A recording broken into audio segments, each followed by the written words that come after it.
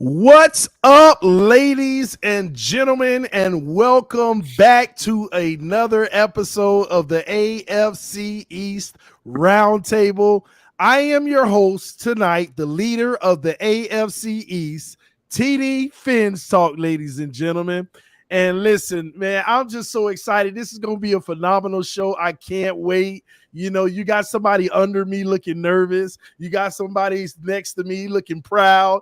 And somebody's in the basement because their team, you all already know. Won. Man, Shut up. Bro, we already agree we're going to get to that. You calm down, all right? We're going to get to that.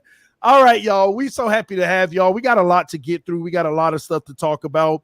Y'all already know the rules. On your way in the building, punch that like button. Let's go ahead and get it up if you love the content. Punch the like button. Let your friends and family members know about the channel. We already have 340 people in the building, but we need y'all to hit that like button up because we want to see if we could break a record tonight. Maybe get somewhere in the 1,000 range. Maybe not. 1,000. Last week we reached over 900. Let's see what we can do tonight if we can do it big. But in order for us to do that, we need you to punch the like button. There you go. We already over 200 likes. Hit that like button. And if you already hit it, put it in the comment section to tell everybody else who being lazy to hit the like button.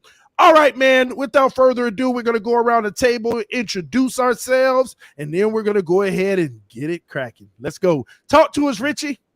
What is good, everybody? You know, I'm pumped up right now because the New York Jets got a W, the first Jets September win on the AFC East Roundtable, and it feels good, especially the way they won that game, and I cannot wait to break it down. I'm sure you guys saw my reaction.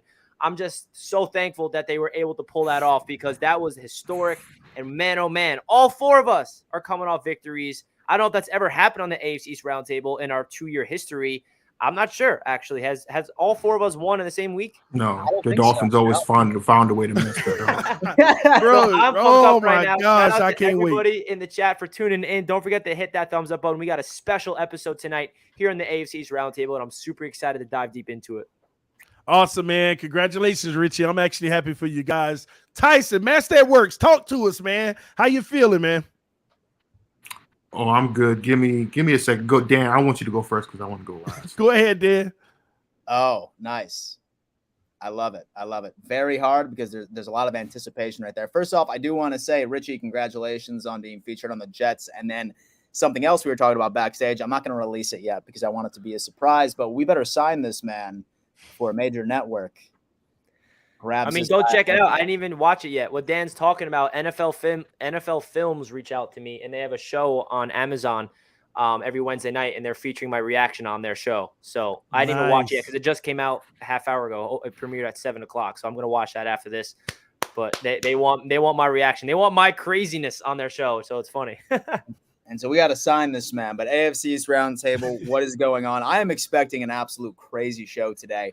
I can't tell you how many DMs I got being like, Dan, you better be ready for TD tonight because you know he's back on his soapbox of Miami Dolphins going undefeated and going to the Super Bowl. But you know what, Dolphins fans?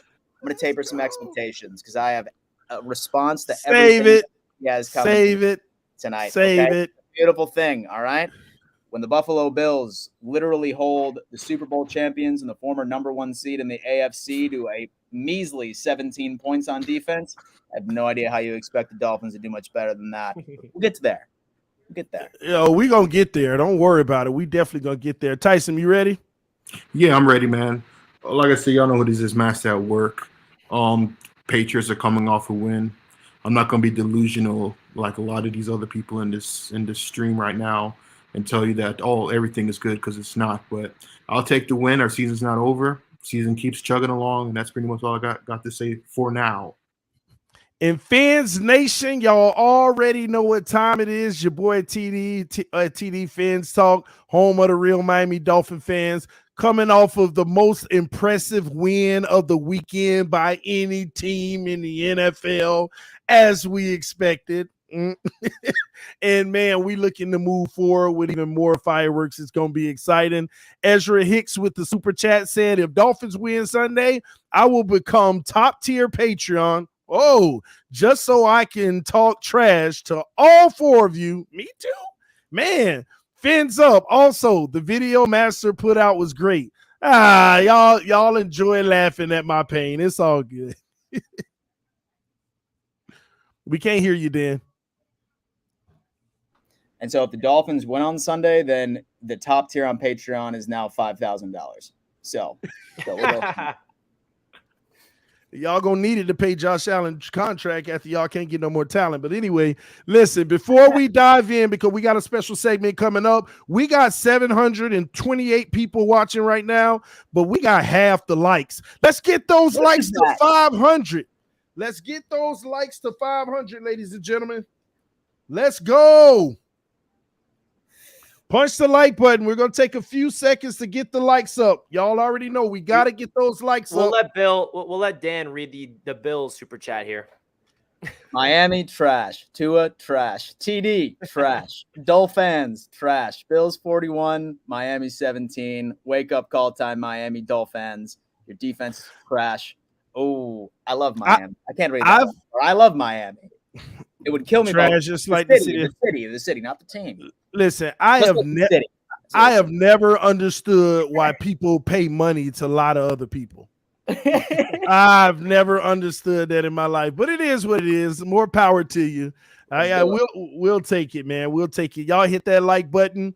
But ladies and gentlemen, we got a great segment coming up right now. Y'all are really going to enjoy this one. It is called Stock Up and Stock Down. And we have a very special guest that's going to be joining us for this segment.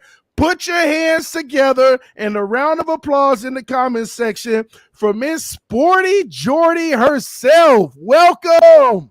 Hello. This was quite the intro. Thank you. Welcome to the show. Thank you for having me. Awesome. Well, thank you for being here with us. Miss Jordy, if you could take a little bit of time to let everyone know, why you're here and why all of us, we're very excited about the reason why you're here. Definitely. So yeah, the segment coming up is based off the app Mojo, and I am currently a content analyst for them. I started back in July, so I'm about 2.5 months in now. And it is the sports stock market. So basically gives you the opportunity to invest in your favorite athletes based on the outcome of their entire career. Stocks move based on on-field performance, news, headlines, trades, basically injuries, anything you can really think of that is going to affect the market's expectations for their share price. That is how their share price is going to move. You can also have the option to short all athletes that you don't like. So you guys can all go against each other's teams and short each other's players, which is personally my favorite part about the app, because you're basically rooting for someone's downfall, which is, it's fun, especially against your rivals. I'm an Eagles fan. I don't know if I want to admit that on here, though. So it's fun for me to short all of the Dallas Cowboys. So we officially launched the app this Monday, so you can download it everywhere now. And if you are in the state of New Jersey, you can officially start trading. So very exciting stuff this week. Awesome, man. You just gave me like the most beautiful thought. Invest in Josh Allen's downfall. Oh my gosh. It doesn't get any better than that, man. Your financial advisor would be rolling around in his grave. Listen, I guess he's in the grave for a reason then. But anyway, listen, ladies and gentlemen, with that being said, we're actually going to go through each and every one of our teams and take a look at some of the players whose stocks are either up or down and what we think about them. And for the Miami Dolphins, you got to start with Tua Tagovailoa. I mean, the guy started before the game versus the Ravens at $31 a share. His share rose all the way up to 33.13 cents, and that is a 17.44 increase on your capital. You see the market today. I mean, these are nice investments. And when he puts up 40 points on Josh Allen, we might be in the 40s next week. We might be $40 a share next week, y'all. I don't know. This is your chance, especially if you're in Jersey. Go make that investment. Then you got Jalen Waddle. Do you see that fat 20.3% increase on your money? Where are you getting that type of return at? Where? You're not. These are the guys. The Miami Dolphins players are the ones to invest in if I were you, because look at how much their stock is rising because they're playing the best football right now. Man, Dan, talk to us about the Buffalo Bills. Well, first off, I do want to talk a little bit about your takes on the Dolphins real fast. You're literally going to invest in a quarterback that has had one productive quarter his entire life. One productive quarter based off of him finally seeing the wide open gaps that Mike McDaniel's offense allows. And you really think that investing in the increase in Tua and in Waddle against the Buffalo Bills defense is a good investment? Short the hell out of them, please. Let's go from there. In fact, you know what? I kind of want to hear Jordan's take on that. And so am I crazy or am I just like a biased Bills fan? Come on, Jordan. All right. So I'm going to be honest here. I actually have a very soft spot for the Miami Dolphins. Yeah! I have been a Tua believer since college. I love Tua.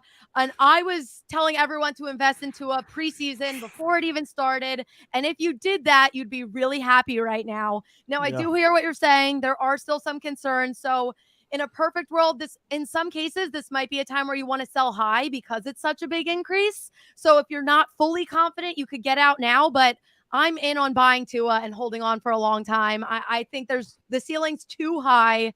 So I'm a big believer. And I mean, we've seen what Jalen Waddle can do. I think with any quarterback, Jalen Waddle is going to be amazing. I love the relationship that they do have, but I think these are two guys that are worth buying and holding on to. So. See, Dan doesn't know about the long term. You know, he wants the immediate satisfaction because he's been let down so much with 4 Super Bowl losses. That's all we know. Okay. So go ahead, Dan, if you want to finish. No. We can go over to the Bills because I mean that's money at this point. Okay. With Josh Allen and Stephon Diggs, let's just be honest with you. I think the reason to buy on these guys right now is literally the fact when Gabe Davis was out last week, everyone was freaking out that our offense was not going to be able to do a damn thing. But it goes to show you that the Josh Allen Stephon Diggs connection is absolutely real. It's always going to be real. There's rumors out there being like, you know what? Like Stephon Diggs is getting up there in age as far as an NFL player. When's he going to start losing a step? It's for damn sure not this year. Okay. With Josh Allen moving forward, he's looking amazing. He's being a surgeon out there, right at the quarterback sort of position. And then with Stephon Diggs, still a clear number 1 wide receiver for this. So, I mean, I could easily see Josh hitting at least $110 per share going on to the end of the season. And then Stephon Diggs, easy money down to $40 a share. Easy. And by the end of the season. I mean, let's put it in perspective, too. Patrick Mahomes is at 117 right now, and I think Josh Allen is right on his heels. Patrick Mahomes just passed Aaron Rodgers in share price. He's the only quarterback. Wow. The second quarterback below Tom Brady right now. And Josh Allen, I think this next tier of quarterbacks coming up with Joe Burrow, Justin Herbert, it's going to get really competitive. And with the way it's looking, Josh Allen is going to be right up there with Mahomes. So I think it still feels high to buy on him right now, but I think with where he's going, it's still a really smart investment. You gotta do it. You gotta do it. Interesting. All this Josh Allen love. Remember, guys, you also have big risk, high reward. So if you short Josh Allen, you got a chance, to make a lot of money betting on his downfall after this week. Richie, what's going on with the Jets? Shout out to Jonathan for becoming the first YouTube member of the channel. Just want to Whoa, big, the first member of the channel. That's what's up, man. Welcome, Jonathan. Thank you to all the super chats as well. We greatly appreciate it. So the New York Jets, if you guys saw what happened on Sunday for the New York Jets, you know that we have a new star on the rise. His name is Garrett Wilson. He has risen 19% in that one game. 2 touchdowns and a game winner. That man had 14 targets. Joe Flacco could not stop throwing him the football. He played at Cleveland, just a couple hours away from where he dominated at Ohio State. He was silencing the crowd. So if I'm you guys, I'm investing in Garrett Wilson because I really genuinely believe that he's the next star receiver in the NFL. He already has more receiving yards and touchdowns than Justin Jefferson and Jamar Chase did in their first 2 seasons as rookies. Not saying he's gonna do the exact same thing, but you guys remember what Jamar Chase did and Justin Jefferson did as rookies. They absolutely took over the league. And the one thing that I love about Garrett Wilson is he's stepping up and providing an immediate impact right away. Sometimes there's rookie wide receivers that it takes a little bit to get their feet underneath them, and that's completely normal for a rookie to not dominate right out of the gate. Well, that's not the case with Garrett Wilson. Garrett Wilson looks like he's here to stay, and he looks like he's on the way from becoming one of the top NFL rookie receivers. I think he has a chance to win Offensive Rookie of the Year, if he continuously does what he did on Sunday against the Cleveland Browns. I think he's going to he is on pace to breaking the record for the most targets by a rookie wide receiver because the Jets love him. He's used all over the field, and he shows that his route running, his separation, everything about Garrett Wilson screams a star receiver on the rise. And then Zach Wilson, he's not playing right now, so it's really hard to evaluate his stock going up or down because it looks like Joe Flacco will be playing again on Sunday against the Cincinnati Bengals. Jets fans are hopeful that Zach Wilson will be back next Sunday against the Pittsburgh Steelers. So if you think that Zach Wilson, when he gets back, is going to be playing good football, I know that the AFC East rivals are probably going to root against Zach Wilson, so you probably want to short the stock. But if I'm a Jets fan, or if you do believe in Zach Wilson, the offense around him is showing up because the playmakers, the protection, everything around Zach Wilson is working. So if you invest in Zach Wilson now, you know that stock is going to go up because quarterbacks are very valuable on Mojo. You saw Josh Allen all the way up. You see all these quarterbacks going all the way up. I'm not expecting Zach Wilson to increase so high in year number 2, but if you invest in him now and he really takes a big step in year number 2, you know that it's going to increase because the quarterbacks are highly valued on the Mojo app, and I'm really excited about it. So that's really the two guys I'm highlighting on the New York Jets on Mojo. Garrett Wilson's that guy that you want to invest in now because his stock is exploding. He was the top riser in Mojo. Him and Jalen Waddle were actually the two highest risers last week in week number 2. My only concern with Garrett Wilson is the fact that will he have that same chemistry with Zach Wilson once he comes back that he has with Wilson? A Wilson connection, baby. Were you kidding me? Wilson connection. So Jordan, let's see what you got to say. Wilson a Wilson connection. Zach Wilson, I'm staying away from until he comes back, which I know is risky because if he comes back and blows up, then you kind of have to buy higher than you initially would right now. But I'm just I don't know how to feel about him right now. Garrett Wilson, I 100% think is a buy though, because when you look at him compared to other receivers, he's still below Devontae Smith, my guy.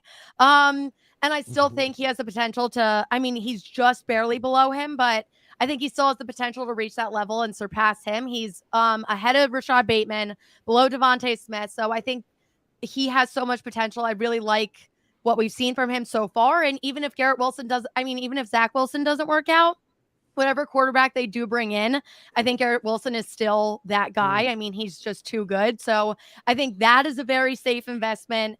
Zach Wilson, I can't go long on yet. Jordy, it sounds like you don't believe. It sounds like you don't believe in Zach Wilson, but you believe in Tua, right? I mean, I guess we can say that. I mean, that's 100% the truth. I just know. We'll take it, man. I'm trying to be unbiased. So all the mothers over the age of 40 should be buying Zach Wilson stock right now. We did see a peak when the MILF stuff came out. So. Oh wow. Invest in Zach now. You'll be smart. I'm telling you. Tyson, tell us what's going on with the Patriots. I don't know what to tell you. I don't know what to tell you, man. I'm gonna be honest with you. This offense is a trick. They're averaging 14 points a game for the first 2 games. Aguilar had that one catch, and that's about it. The offense looks inept. I don't know who the hell would invest in any Patriots offensive player besides the running backs. I'm just keeping it real. I don't want to be responsible for taking people's money or plummeting their stock, or you have to sell your short mortgage. Yeah, short everything. Don't even look at the Patriots offense right now. It has everything to do with the play calling and Matt Patricia. Mac Jones is not happy the way they're running the offense, which I don't honestly. It's crazy how bad it is. But just short everything. Maybe it changes in the course of a couple weeks, depending on who the opponent is. We do got a couple of cupcake teams like the Lions and the Jets. And once we get to our schedule where the defenses aren't as good, then that's when I would start buying stock. But we got to play the Ravens, who their defense looks pretty bad. So maybe you want to take that risk. But there's just so many other viable quarterbacks out there and receivers that you can buy stock in. Just stay away from the Patriots offense. That's all I got to say. Yeah, unfortunately, I would have to agree. If Mac Jones was if Mac Jones was closer to Zach Wilson's share price and there was still a little bit more to grow, I would say 100% it's worth it. But I mean, right now he's sitting in between Carson Wentz and Jared Goff, and I feel like he could easily get stuck in that, especially considering they're farther along in their careers. I think he could get stuck in this $45 to $50 range. So I don't think you're going to earn enough to make it worth it. And Nelson Aguilar, kind of the same vibe. I mean, we've seen him bounce around. I had him on my team. I just can't see that much of a jump to make it worth going on either of them. And I can't really think of anyone right now, sorry, that I do think is young enough and is going to make that jump. But then it's awkward because they're also not high enough to short either. So just overlook the Patriots for this season and circle back next year. Wow. Jesus Christ. That means it's all out of. Yeah, like the Eagles are going to do anything. Get the hell out of here. Y'all had 2 good weeks against 2 cupcakes. I'm not talking about Eagles on here. I do not want to go down that road. Oh man, this is amazing. Just hearing the Patriots falling in every aspect. Yeah, like we're 0-2. Like we just a bunch of scrubs out here. Like we ain't 0-2. We ain't the Colts. We ain't the Raiders. We ain't the Titans. Listen. Oh man. Well, listen. Well, Jordan, listen, we really, really appreciate you coming on today. Like, I mean, I know, like, I really wish that Mojo was in South Carolina. And so I know that it's Florida, New Jersey, but like, say that I lived in New Jersey, I would be a rich man. Yeah, no, it's been, I can't invest even though I am in New Jersey just because I work for them, but I've got all my friends are all already in the app and making their investments. And it's been crazy, especially watching the games in real time, watching share prices immediately go up and down as things happen has been crazy. But thank you guys so much for having me on. This has been awesome. Yeah, thank you so much. And y'all, link is in description. Just because you can't invest in these guys right now, that doesn't mean that Mojo is not going to be in your state down the road. Yeah, we're already looking to expand. Yeah. Hit that link in the description. Check it out. It's absolutely amazing. If you're a gambling guy or you like the stock market, and I mean, obviously, you guys like the NFL, or otherwise, why the hell would you be watching the show in the first place? But thank you, Jordan. We really appreciate you, and you are invited on the show whenever you like. Thank you guys so much. I'll talk to you guys soon. Thank you so much. Thank you, We'll Jordan. see you. Have a great. Thank you. Bye-bye. Thank you. Bye. First thing I will say, I want to go ahead and shout out a couple of things. Number one, we have 1,100 people watching this show right now, guys. Whoa. Did y'all see this? How insane. Yes. But you know what? I do want to say that there's only 582 like buttons smashed. Massive slap in the face. Okay? Hit that button, ladies and gentlemen. We love it. Punch that like button. Get the 2,000 people watching this right before we get into our game preview segment, okay? Rest of the show. So we got game recaps. We're going to keep it brief because we all won, blah, blah, blah. We want to get to the juicy stuff, which y'all want to hear, especially Bills Dolphins. Let's be honest with ourselves. Then it goes easy money, which I'm excited about, and then game previews, and then Q&A. A very interesting thing about Q&A, okay? All of our Patreon members can come onto this show and ask us a question. It's exclusively for the Patreon members. It's a great way to support this channel. Best way to support the channel is simply just by hitting the like button. But in case you want to go the extra mile, Patreon is the way to go. And it gives you an opportunity to come on here and ask us a question, or you can talk some shit, whatever you want to do. I'm sorry, Tyson. You told me not to cuss. I cussed already. I'm sorry. But yeah, most definitely. It's pinned in the live chat. Hit it up if you're interested. TD. Let's get to the super chats real quick. I could not disagree more with you, Curtis. This is a terrible super chat. We have the best uniforms in the AFC East and the best. Hell no, y'all. No, go back to the old Jets uniforms. Them. Oh my God, bro. Hey, man. Those, I don't know what's worse, those uniforms or the Browns, the ones that Browns used to have with Baker Mayfield. Beautiful black helmet debuting this season. Keep sleeping. Jesus. Listen, guys, hit that like button. But listen, 1,100 viewers, and it looked like we on our way to 1,200. This is insane. Every week, it just keeps getting crazier and crazier and crazier, man. Listen, let's dive into it. Everybody wants to hear about the week that we just had. We'll go ahead and start out with Richie because y'all got y'all first win. Nobody picked y'all to win, you came out and you did your job because this team is better than a lot of people believe they are. Please tell us how this happened. Oh, I would love to. And Steve, Let me Mojo's answer not the an super Android chat real just yet. quick. Somebody asked, is Mojo on Android? Yeah, I got Yes. it. Steve, it's not an Android just my yet. brother. It It's will on be Apple. soon. Shout out the donation. Charles, appreciate the $2 donation. TD Fins Talk, your offense looks really good. Charles is a Jets fan, by the way. That's right, Shout out, baby. Charles. So the Jets pull off a victory, man. This Jets team is proof that we are a different squad right here. We're talented all across this team. We did not give up. This Jets team easily could have gave up right there. Down a minute and 55 seconds. Down 13 points with a minute and 55 seconds to go. Joe Flacco finds Corey Davis for that bomb of a touchdown. The Jets go on for the onside kick. We have dogs on special teams. We have the ace special teams gunner, Justin Hardy, recovering that onside kick. And we have cool Joe Flacco going down the field, precise, knowing where the ball needs to go. Michael Carter on the out. Tyler Conklin on the out. And then he hits Garrett Wilson, the rookie sensation, over the middle for the touchdown. We have playmakers. We have a rookie in Breece Hall who was making plays, averaging 7 yards per attempt. We have Garrett Wilson getting 2 touchdowns and over 100 yards in his only second game. Now, the game wasn't perfect. The defense definitely did not play at its potential like they did in week number 1. The Jets defense shut down Lamar Jackson in their running attack. The defense got absolutely destroyed by Nick Chubb in their running attack. The Browns running the Browns running offense, I know you guys are going to be versing them this year. They're legit. Nick Chubb, that offensive line, that scheme, it's scary. They are a very fun football to watch in just terms of like a football fan of how they run the rock. But the Jets really showed something, that they have heart. They have something going where it's not the same old Jets narrative where it's just like, oh yeah, here we go again, all hyped up all off season. That's going to put a product on the field that's just not watchable.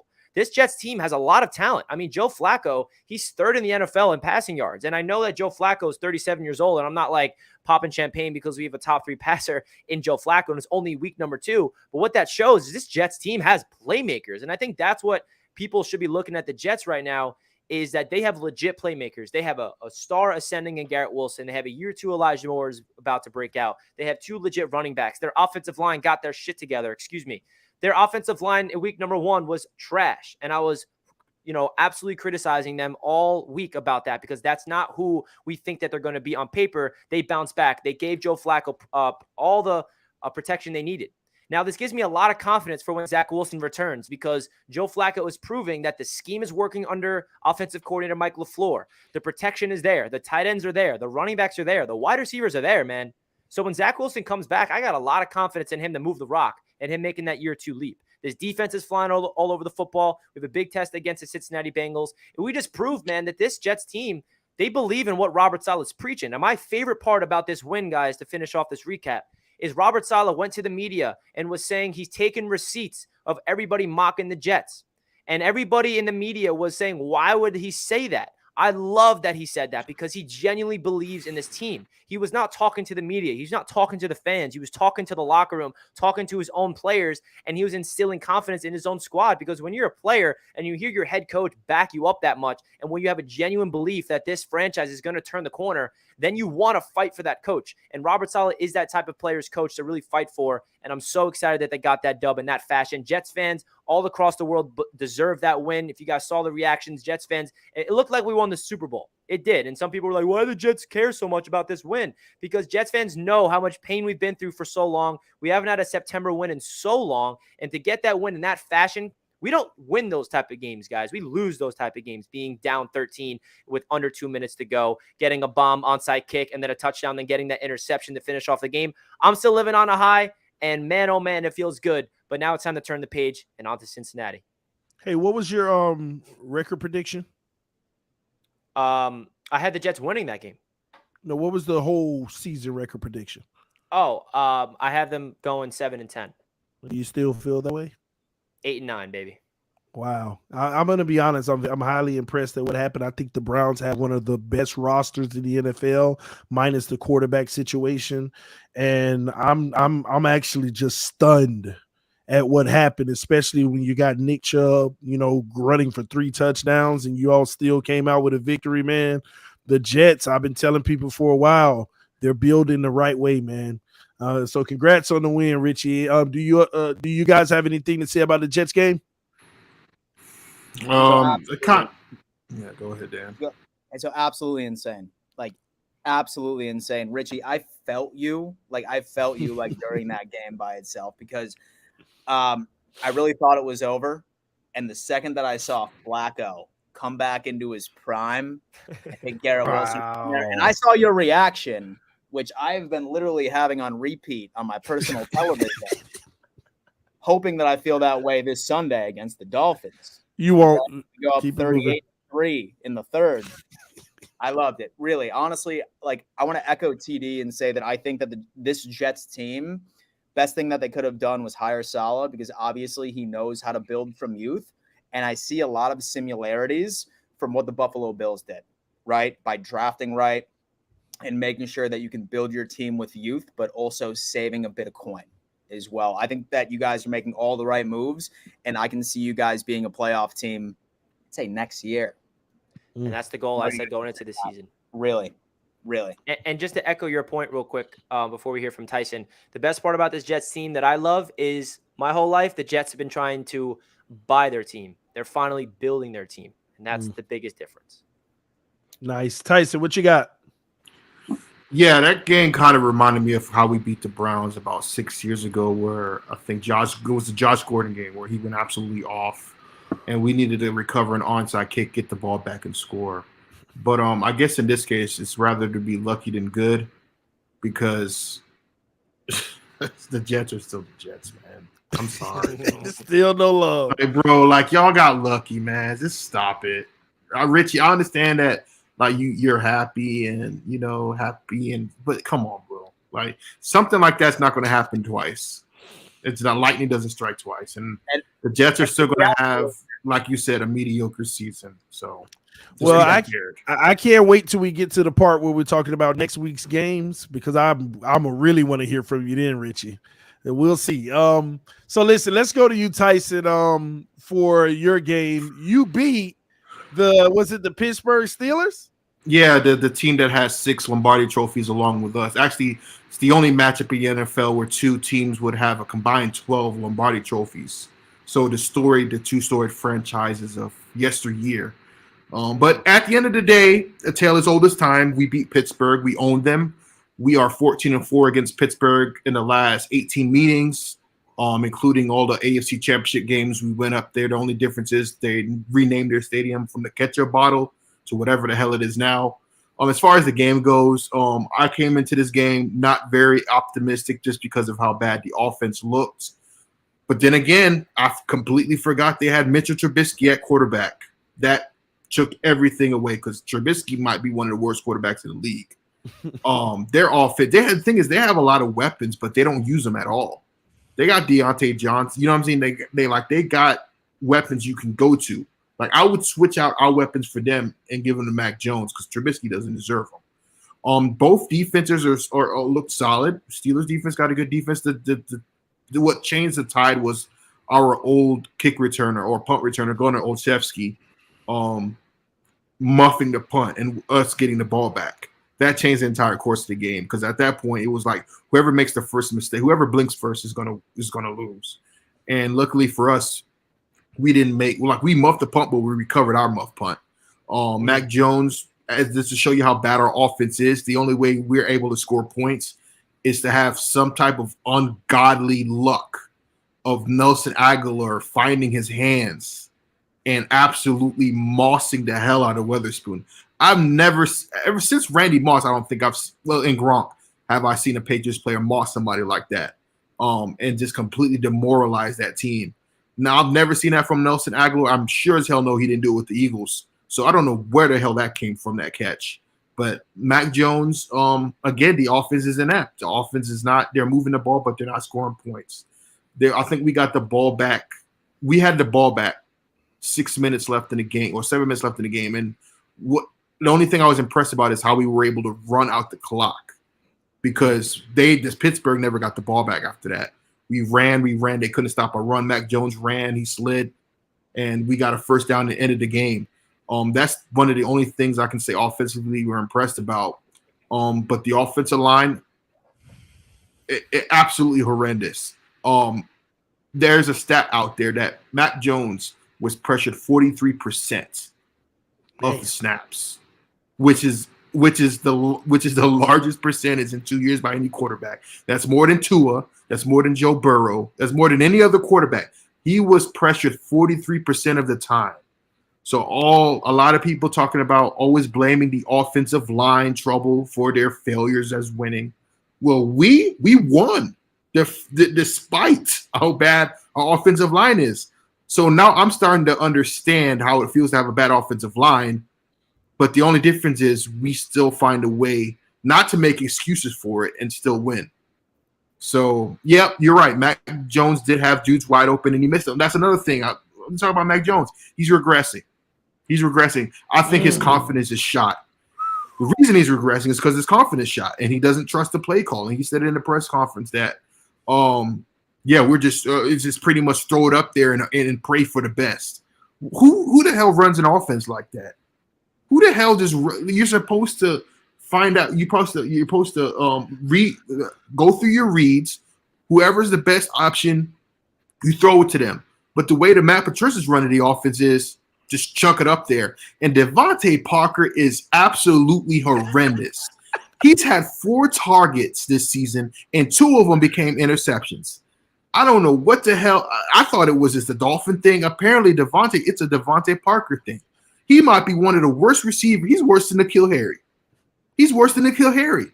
I want Devontae Parker cut now.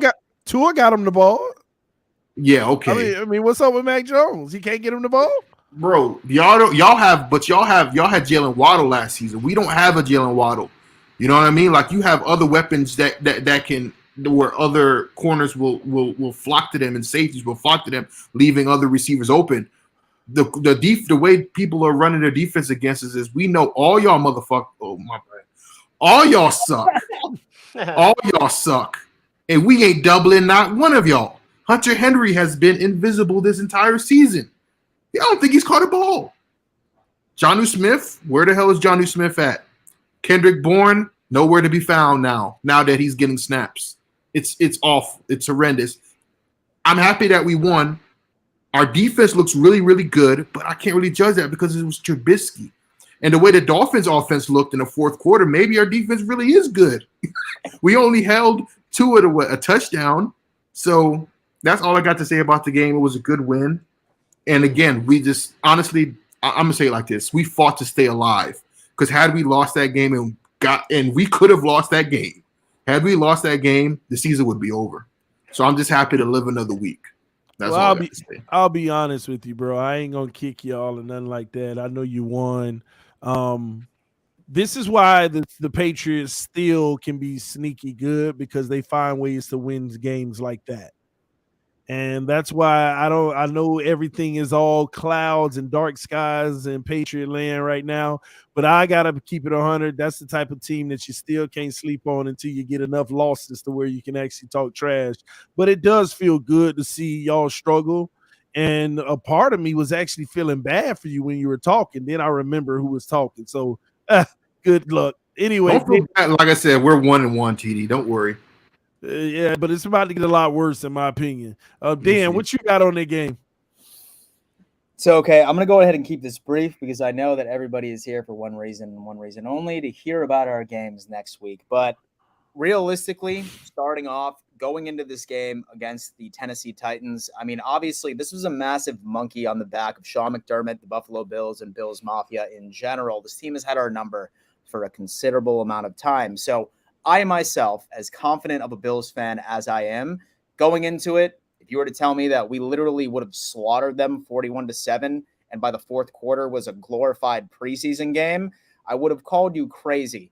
But literally, our team established a couple of things. Number one, our depth, especially in the trenches, is absolutely scary. We had our top 2 defensive tackles out with an injury. Our second and third string defensive tackles, overall defensive line, linebackers, held Derrick Henry, the best running back in the entire league, to a measly 25 yards. And then when you talk about our youth right on the side, especially in the secondary, both CBs, really being able to make a statement and show the world, hey, listen, we can make plays. And although we're young and although we're inexperienced, we can do what we need to do.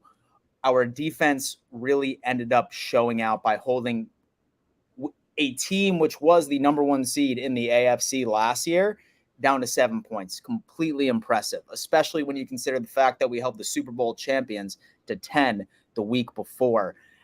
Our defense, it should be illegal for us to have the defense that we have with the offense that we have as well. When it comes down into the Bills' offense, right? Gabe Davis not being able to play. So many people were coming up to me and being like, oh, Dan, this is going to be a problem. This is going to be a problem. But, of course, the best connection in the entire NFL between Josh Allen and Stephon Diggs, absolutely 8. It was a complete win. There was very few head-scratching moments for me. And Josh Allen is well on his way to an MVP season. The only thing I wish that we would have done is I hate that the Bills continuously bail on the run. Historically, I have been a massive critic of Devin Singletary last year and so the year before. But for the first 2 games, dude man is legitimately rushing for about 4.8 to 5.2 yards per carry. I hate that we're giving up on that so soon. However, really like the way that our offense is operating.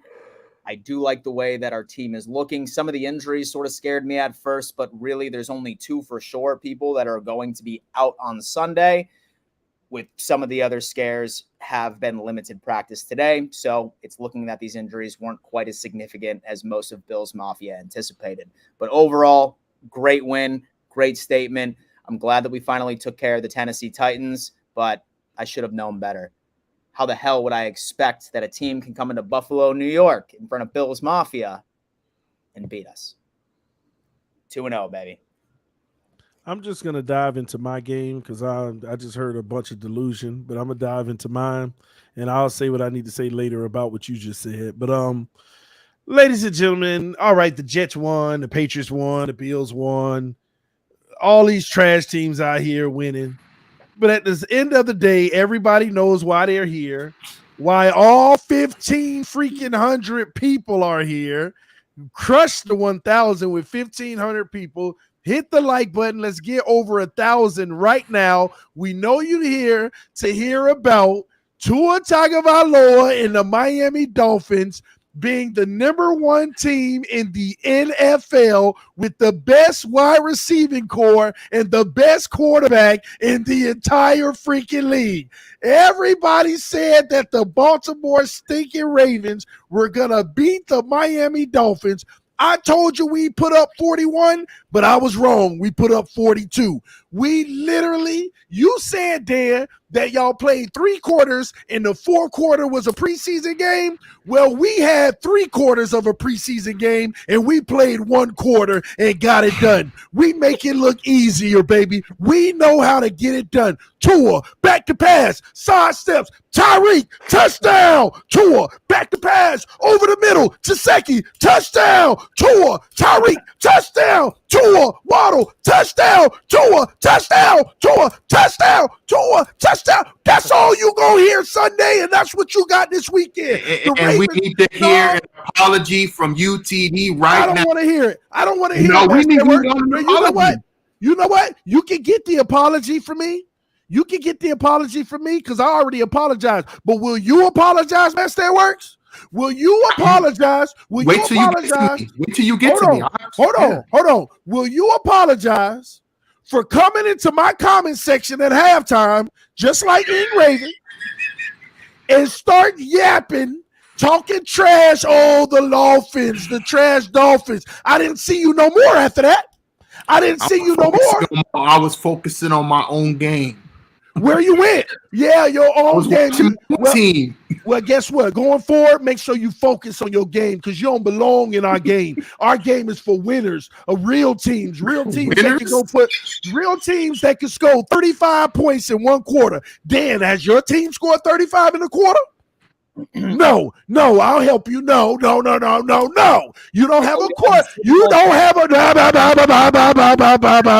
I don't want to hear it. You don't have a quarterback that can score 35 in a quarter. It's that simple. You don't have it. Didn't you score 35 against us in the playoffs in a quarter? You ain't did nothing. At the end of the day, I cannot wait for the preview segment. I can't wait either because I got a lot for them sorry old Buffalo Bills. We all need to go around the table and give our thoughts on the man. No, because all y'all gonna do is hate. Y'all witness. No, we need to get everything on the table. This is a Tua apologies special. Y'all witness greatness. Y'all witness a team that's about to go undefeated and win a freaking Super Bowl, and now y'all want to come out with the hate. Go ahead, say what you gotta say. Say what you gotta say about our game. I want to go last. Go ahead, Richie. You got something to say? Yeah, I mean, listen. I remember watching this game. Well, I wasn't watching the game. Obviously, I was live for the Jets game, and seeing the score. What was it, like 35-14 or 31-14 before the comeback?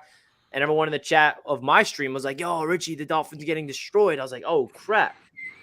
And then as the Jets are starting to come back, I see the Dolphins coming back. I'm like, oh, my gosh, what's going on? And then I see in the chat what's going on, and then I rewatch the game.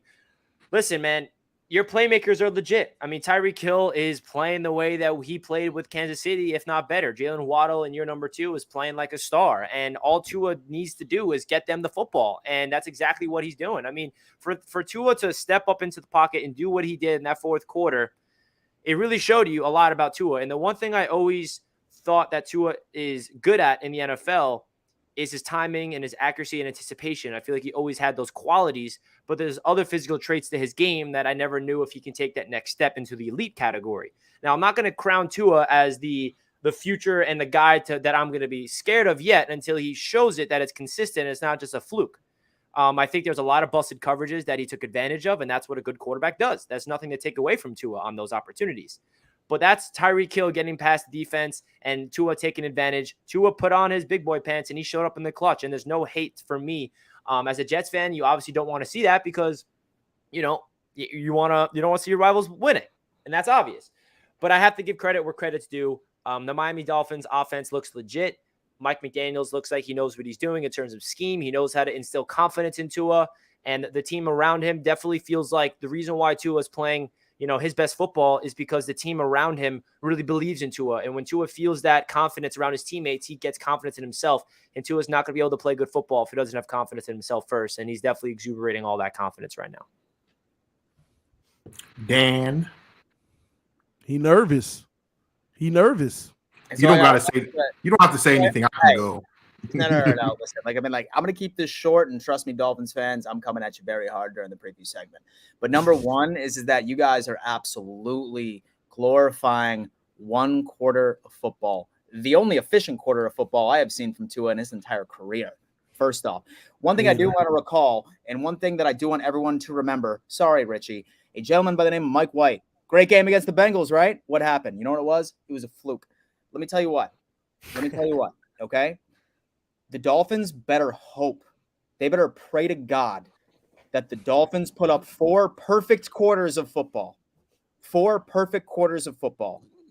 Because if you don't, you are not keeping up with our offense. There better be no Tua throwing a bunch of underthrows for the first 3, which happened exclusively.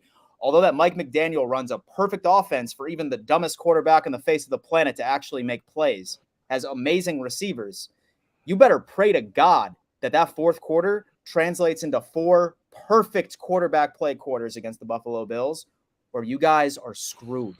You are not keeping up with us. We'll wait to the preview. I can't wait to stump y'all in y'all face. So I am ready. Oh, I can't wait. This is going to be so glorious. So we have 1.5 thousand people watching, and I want everybody to listen. 1.6 thousand people watching. I need everybody to listen to me very carefully.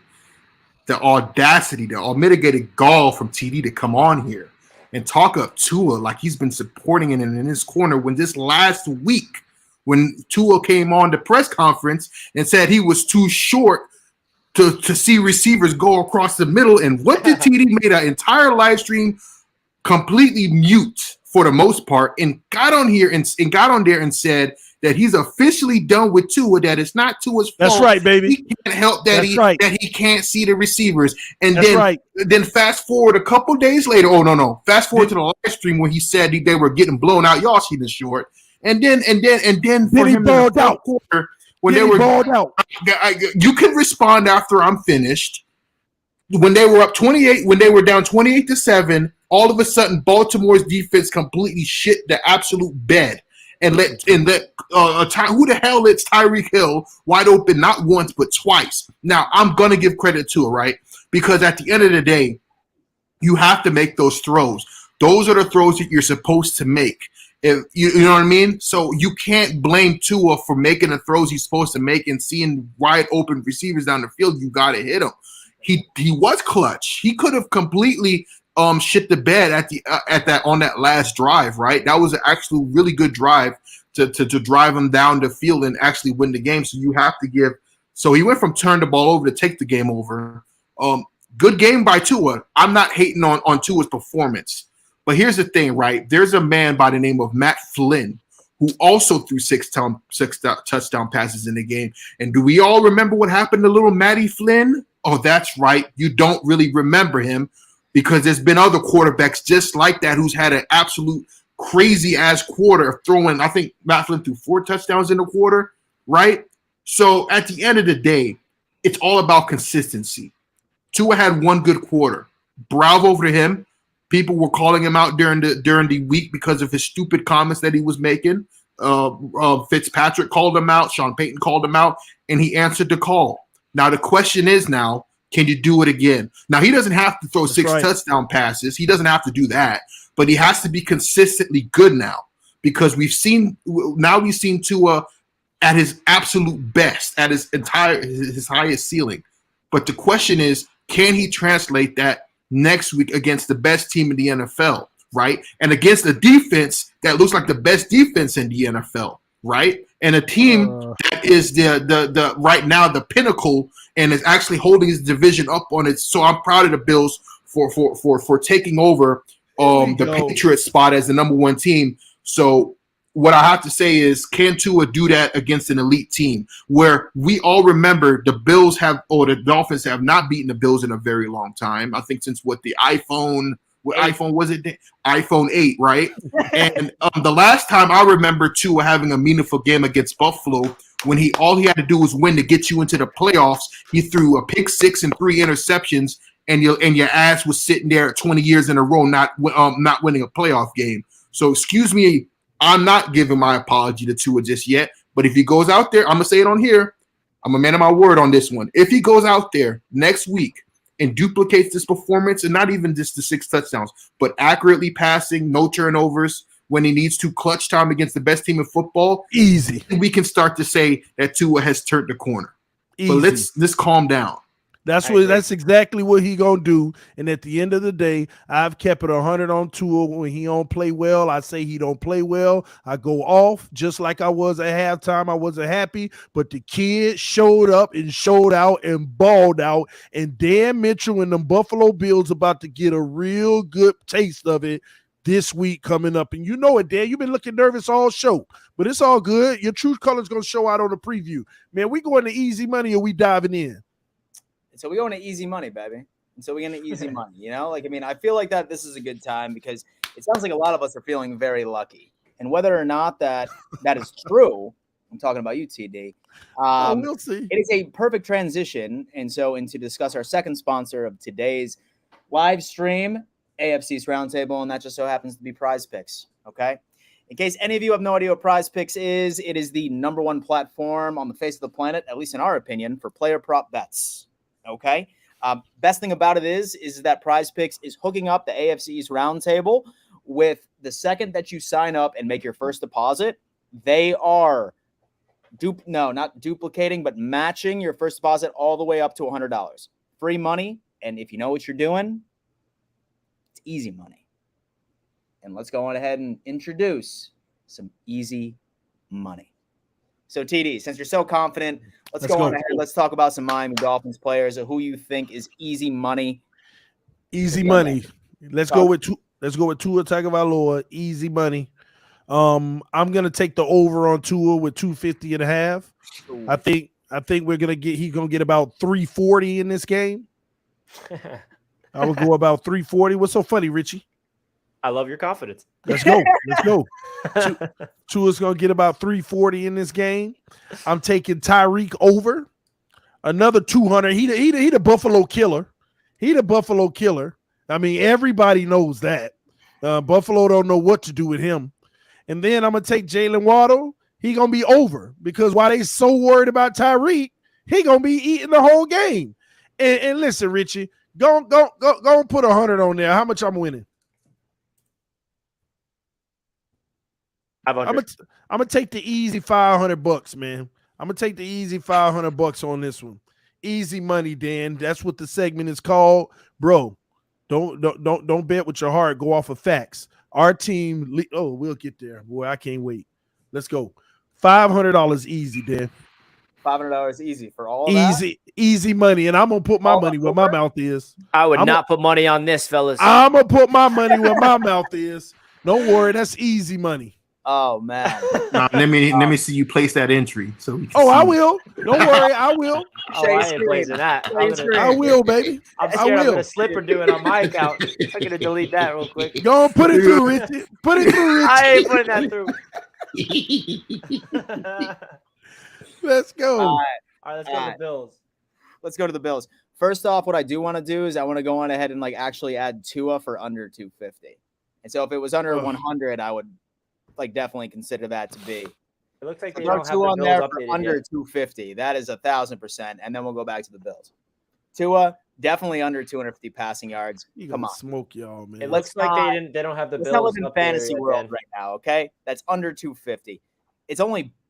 It's just Tyler Bass. Yeah, sometimes it takes them a couple. They're gonna add all the Bills probably tomorrow. Y'all played on Monday night, so y'all will be on there You tomorrow. play on Monday night, so we that's did. why. So it's gonna take a little bit. So y'all ain't worth being on there anyway. Oh, funny. So really, when it comes down to it, let's just go ahead and add one Tyler Bass real fast. Some field goals. I'm going under because we're literally just going to the end zone. We're literally going to the end zone, legitimately. Extra points for sure. He'll probably get fantasy 8.5 off of extra points alone.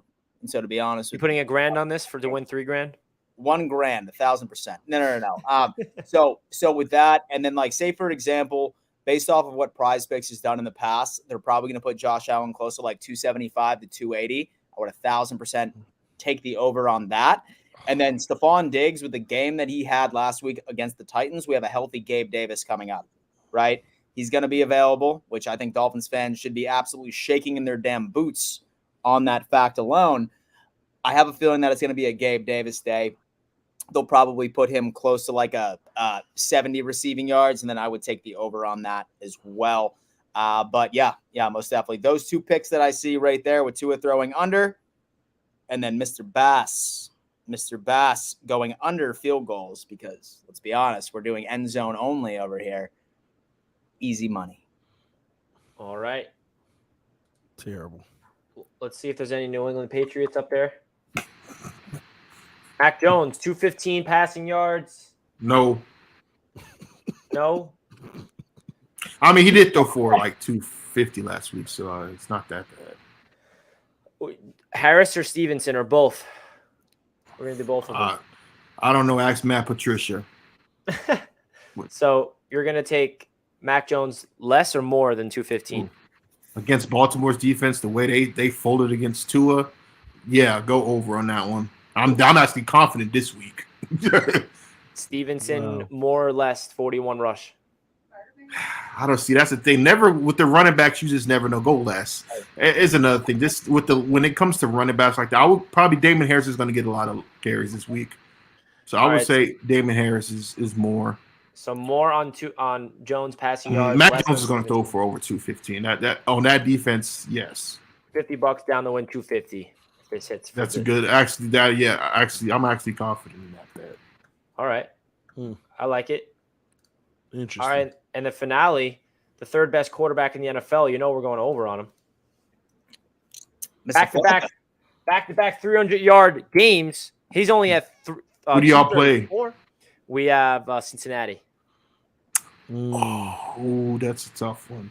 So this is probably the easiest over I ever saw in my life. Garrett Wilson, 45. He's going for another 75-plus yarder. They got a lot of Jets here. I love it. I think this is going to be Breece Hall's breakout. And this is a scrimmage yards too, rush and receiving. So it's just scrimmage yards. I think he's easy getting over that. And we'll do Joe Flacco more on interceptions. Joe Flacco's, even though he was perfect, he didn't throw a pick last week. And the only pick that he threw this year was off some of that slipped. But I think Flacco's going to be slinging it. He's going to get a pick. And I'll throw another player in just for fun. No Michael Carter love? I do love Michael Carter. I just picked him up in my fantasy team. You picked him up. Who does? What are you in a 4-man league? That man should have been drafted. No, it was through a trade, actually. Oh, okay, good. I'm about to say, because Carter's been a dog in fantasy. So Carter, we're going to do 18.5 receiving yards. He's their pass catcher out of the backfield. That's an easy more. He's been averaging around 20-plus receiving yards a game. That's easy. His rushing yards, I would take the under because I do think that they're going to feed Breece Hall, but we can't fit. So these are what I'm doing for the Jets. And $50 to win $500, baby. I mean, the Jets offense is doing their thing with Joe Flacco. They're moving the ball. They're top 10 offense in the league so far throughout 2 weeks. I know it's a small sample size, but Mike LaFleur has proven his worth, and that this offense is doing some big things with Joe Flacco, and I can't wait to see if Zach can replicate it. So, again, guys, if you want to use our code AFC East, click the link down below in the description to download Prize Picks. You deposit $100, you get $100 for free. You deposit $50, you get $50 for free. Join the fun and make some money. I made a lot of money last week on Prize Picks, and I'm really excited to place my bets this week. Last week on the AFC East Roundtable channel, where I was on the show by myself on Friday, we did an AFC East bet where I actually placed it. We picked one player from the Jets, Bills, Dolphins, Patriots, and one of them did not hit. Very, very upsetting. But who didn't hit? I think Mac Jones. I took his under. Come on. How would you take Mac Jones, bro? I took his under, Master. You took his under. Oh, yeah. Oh, wow. And he got way over that. So which is crazy because he really wasn't that good last week. I know. Oh, man. Shout out to everybody sending in all the super chats. We greatly appreciate that big time. Means a lot to the channel. And again, if you want to sign up using the code AFC East, all capitals, click the link down below in the description. Sign up for Prize Picks today and put your same game parlays in, baby. Let's do it. And so now I feel like is the segment that just about everybody has been waiting for this past hour.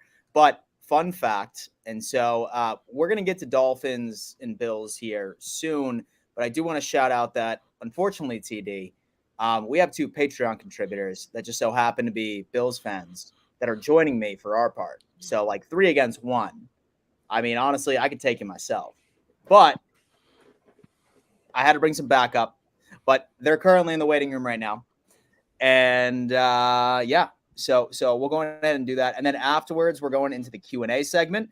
And then for everyone that is a contributor to our Patreon is allowed to come onto the show and ask us a question with time permitting. Say that there's 100 of you, obviously, we're just going to have to make a schedule and figure it out. But yeah, most definitely. So without further ado, week 3.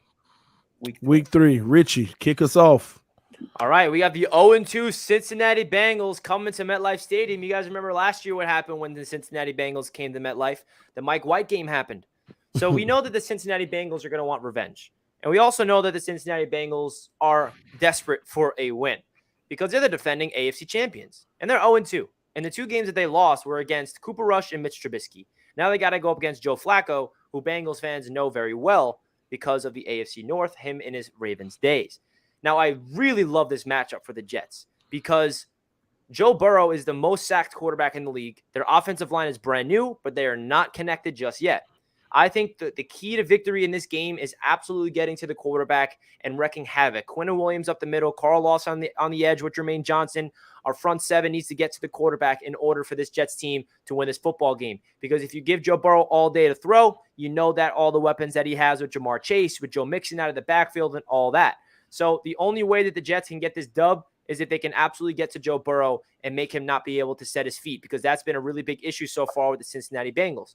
Now, just because the Bengals are 0-2 and the Jets are 1-1, I'm not sitting here thinking that this is going to be a win. I'm not over the top the Jets are 1-1, the Bengals 0-2, easy dub. No, I understand where the Bengals are at. I looked at their film. I watched those 2 games. They should have beat the Steelers week 1. I still don't know how they did not. And that game against the Cowboys, I picked the Bengals in my survivor pool, and they lost, so screw the Bengals. But listen, man, this is a big test because if this offense can replicate what they did last week against the Browns, against the Bengals, and I think the Browns have a better defense than the Bengals, first of all. If Joe Flacco can continuously spread the ball around, feed Garrett Wilson, establish a run game, I like our chances in this game, man. I really do. I have confidence in the Jets to put up a big game, and I think that they have a chance to get this victory. You know, going into when I first saw this game on the schedule, I did not think it's going to be a dub simply because we beat the Bengals last year. It's going to be really tough for us to beat the Bengals two times in a row, especially with the talent that they have. But I was looking at the schedule. I'm like, okay, the Browns is a winnable game without Deshaun Watson. The Steelers is a winnable game with who knows who their quarterback is. And the Bengals and the Ravens are the two games that's going to be tough for the Jets to start off the season. But I really do like our chances, man. I'm not going to say that this is going to be an easy dub because this Jets team still has a lot to prove. But I will finish it off with this. That victory that the Jets just got on Sunday is going to do so much for the future of this franchise, especially this season, because it instills and it pumps a winning flavor to this franchise where instead of just believing they can win and they're like, yeah, we can win, but they don't know what it's like. It's different when they get that winning experience. They celebrate a dub. They have Victory Monday. They have a whole week to prepare after they're learning from their mistakes after a W instead of just hanging their heads on a loss and trying to just believe in themselves. So I think that victory against the Cleveland Browns is really going to spark something with this Jets team. And Joe Flacco, if you could protect for him, I have so much confidence in him throwing the football. He's third in the league in passing yards for a reason. That man still has his arm, still has his smart, still has his poise. So it's up to the Jets offensive line to protect Joe Flacco, and it's up to the Jets defensive line to get to Joe Burrow. I'm predicting another W for the New York Jets with a final score of 28-24. Let's go, baby. And so I got the Jets winning too, bro. Hey. I mean, listen, it's going to be tough. I cannot see the Bengals going 0-3, but we did it last year with a backup quarterback. That's crazy. That's crazy. And so their offensive line is paper mache, my guy. This is going to be a great Jets game for our D-line. That's crazy because I have the Jets winning as well. The Bengals spent all that money on the O-line, and they're playing like the worst O-line in the NFL. It's worse than last year. Yeah, and they literally went and got 3 actual good old linemen, and they playing horrible. I actually got the Jets to freaking win that game. Me too. Hey, okay, TD. I got Joe Shiesty in the bungholes. I can't have the Jets. I cannot have the Jets win this game. I can't do it. I'm not about to be in this basement alone. No freaking way. I'm sorry, Richie, but hey, bro, it's low. Hey, man, it's like the Hunger Games, bro. Nice is getting nervous. No, bro. Y'all are still the Jets. Go Bungles. Of course, we're the Jets until proven otherwise. Mm-hmm. All right, Dan and TD, I see you. You see the vision. Hey, man, I just believe that's what's going to happen. They got to get over that O-line situation. It's bad, bro. I've never seen O-line so bad, but and we've had our fair share. But Tyson, man, talk to this us one. about This is. I'm gonna make this quick. We listen. I'm not gonna lie. I thought the season was gonna be over with, but I'm looking at the schedule right now. We got the Ravens and the Packers. If we can split those games, look at our schedule: Detroit, Cleveland without Deshaun, Chicago, the Jets, the Colts, the Jets again. If somehow we can get past these next 2 games, this is our home opener. I'll be very careful in projecting our demise. We're not dead yet, but we are built to beat Baltimore. Our defense is built because their receivers, TD, you saw them last week. Their receivers are built to catch on the sidelines, right? Mm-hmm. Where our defense is built to defend the sidelines. We don't give up nothing on the sidelines, as a matter of fact. So I'm 100% certain we can contain Lamar Jackson. Our defense is built to stop him. Now, their defense did not look good last week, so hopefully we can get the offense straight. I'm not going to lie. Before the Steelers game, I thought we were going to get absolutely shellacked by Baltimore. I'm starting to feel differently now. I think we have a chance. Not saying that we're going to win, but if we can get past this game, things are looking completely different for the season outlook, in my opinion. I think we win. I really do. And like I said, the last time we played them, we had Cam Newton, and I don't know what it is. Is this we know how to play Baltimore? Like there's just certain teams that you know how to play. We know how to play the Ravens, and we know how to stop Lamar Jackson. So we'll see, but I'm predicting the Patriots will win. As a matter of fact, if the Patriots win this game, things are looking completely different now next week. So that's all I got to say about that. And this is what I'm talking about with the Patriots, because this is why I say I hate them about the like sneaky good. Y'all do play Baltimore very well. I think y'all going to lose this game, but it's going to be tight. Y'all will play them well, but they will find a way to get the edge. But if y'all do win this game, this is what I meant earlier. That's 2 wins, and then you just named 7 games that are all winnable. I think don't sleep on Detroit, but all 7 of those games are winnable, and there they are with 9 wins with freaking 5 games left to go, or 6 games left to go. 9 wins with 6 games left to go, needing to go 2-4, and they make the freaking we're playoffs. finally beating the Patriots this year, okay? I hope so, Richie, because I'm tired of them getting in the playoffs because of their weak schedule. But I got y'all losing this game to the Ravens, and I got it around 23-20. I respect it. Listen, I don't blame anybody for picking against us. We don't look good. And honestly, the only reason I'm picking for us to win is because I know that we know how to play Baltimore good. And that's it. That's all I can go off of. I think Lamar Jackson's on his way for an MVP type of season, man. I mean, he did not lose that game to the Dolphins. It was the Ravens defense. I saw Lamar Jackson in person in week 1. He looks special, man. I feel like he's one of the most underrated quarterbacks in the league, and he's betting on himself. I don't know if you guys are baseball guys, but it reminds me of like Aaron Judge not taking his contract, betting on himself this year. Aaron Judge is having the most historic season ever. I'm not saying Lamar is going to do that, but I feel like Lamar understands that this is a season where he has to play at his peak for him to get the contract that he deserves. And I think Lamar is just going to have a show all throughout the rest of the season. I think the Ravens are probably going to come out on top, but I do think it's going to be close. I don't think it's going to be a blowout because the Patriots play them tough.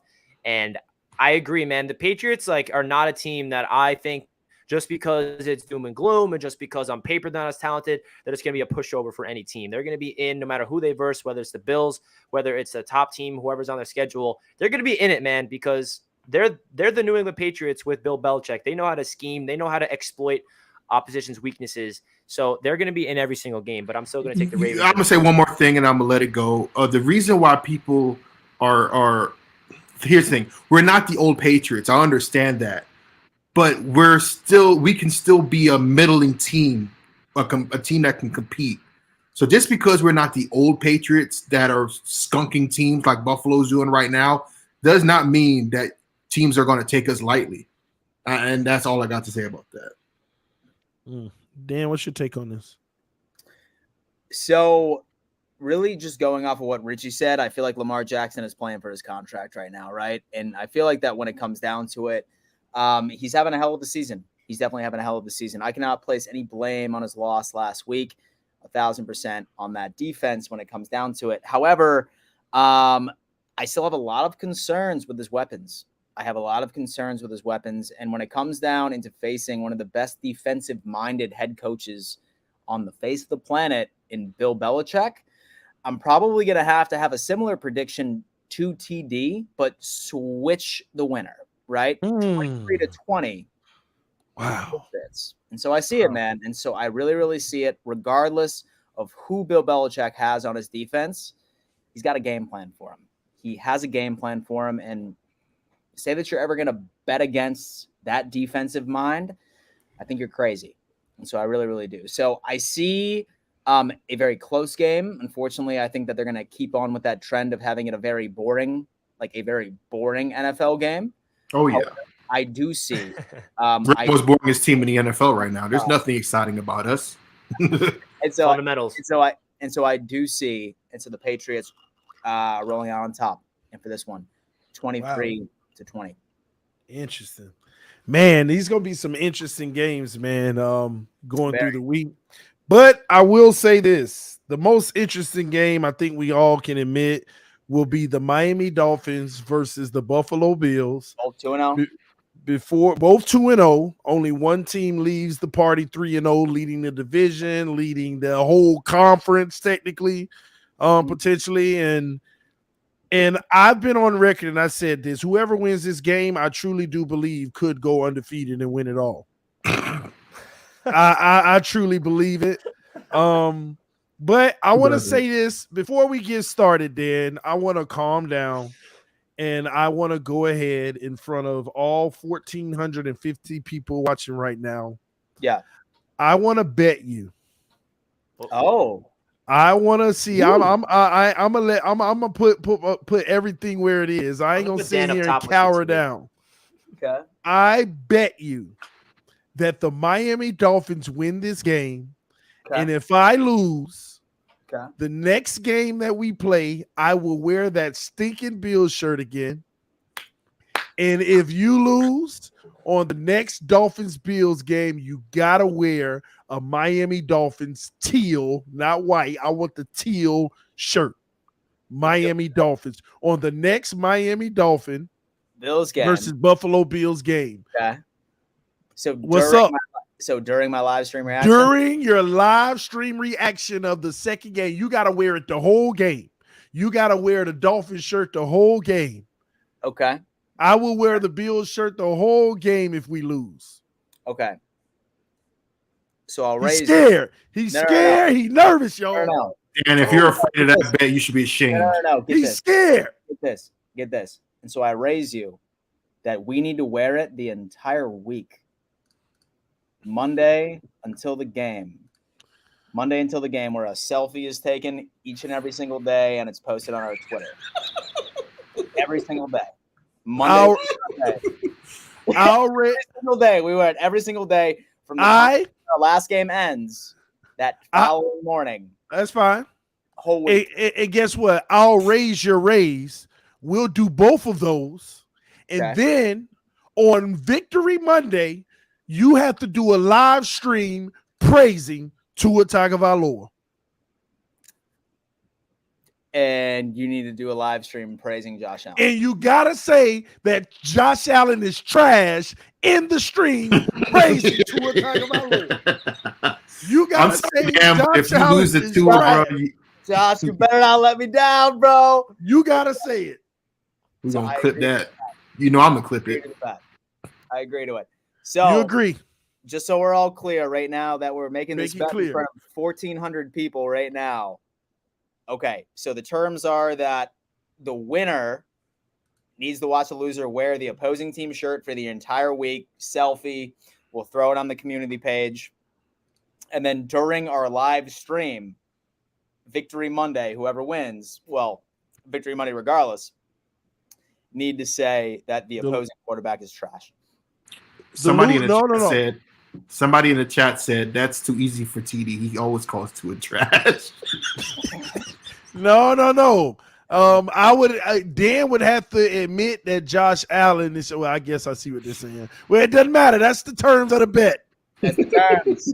That's gonna be fun to see. That's the terms, baby. That's the terms. Oh my God, that is the terms. Come on, Dolphins. Come on. Man. We say it again. Let's break down the bet. Simplify it. What is it? Hear one more time. All right. And so whoever wins on Sunday, the loser has to wear the opposing team's shirt that entire week, like of their second game. So once their game the week before ends, the next day they need to wear the opposing team's shirt each and every single day. Monday through selfie of them in the shirt. And then when do we admit that the opposing quarterback is trash? I would say this Monday. This Monday we do a stream and say Josh Allen or Tua is trash. Yes. So that's the first thing. Okay. If we lose, I gotta go live. I say you both go live on the Roundtable channel on Monday, just you two. Yes. Well, that's fine too. That's fine too. No. The winner gets to write the script. And the winner writes the script, and you need to read it out loud for a video and upload it on your channel. With energy and enthusiasm. And I want you to feel with energy and enthusiasm, and like you believe it. Great script that I can write for you. Yeah. I got an entire notepad full of Dolphin stuff that I can write. Hey, listen. I'll send it to you. Listen, I'm straight. that, We gonna baby. get the W. I ain't worried about it. Dan the one that's concerned. That's why he drinking. He the one worried. I'm not concerned. I'm good. Listen. So we finalized. We got the deal. We got the deal.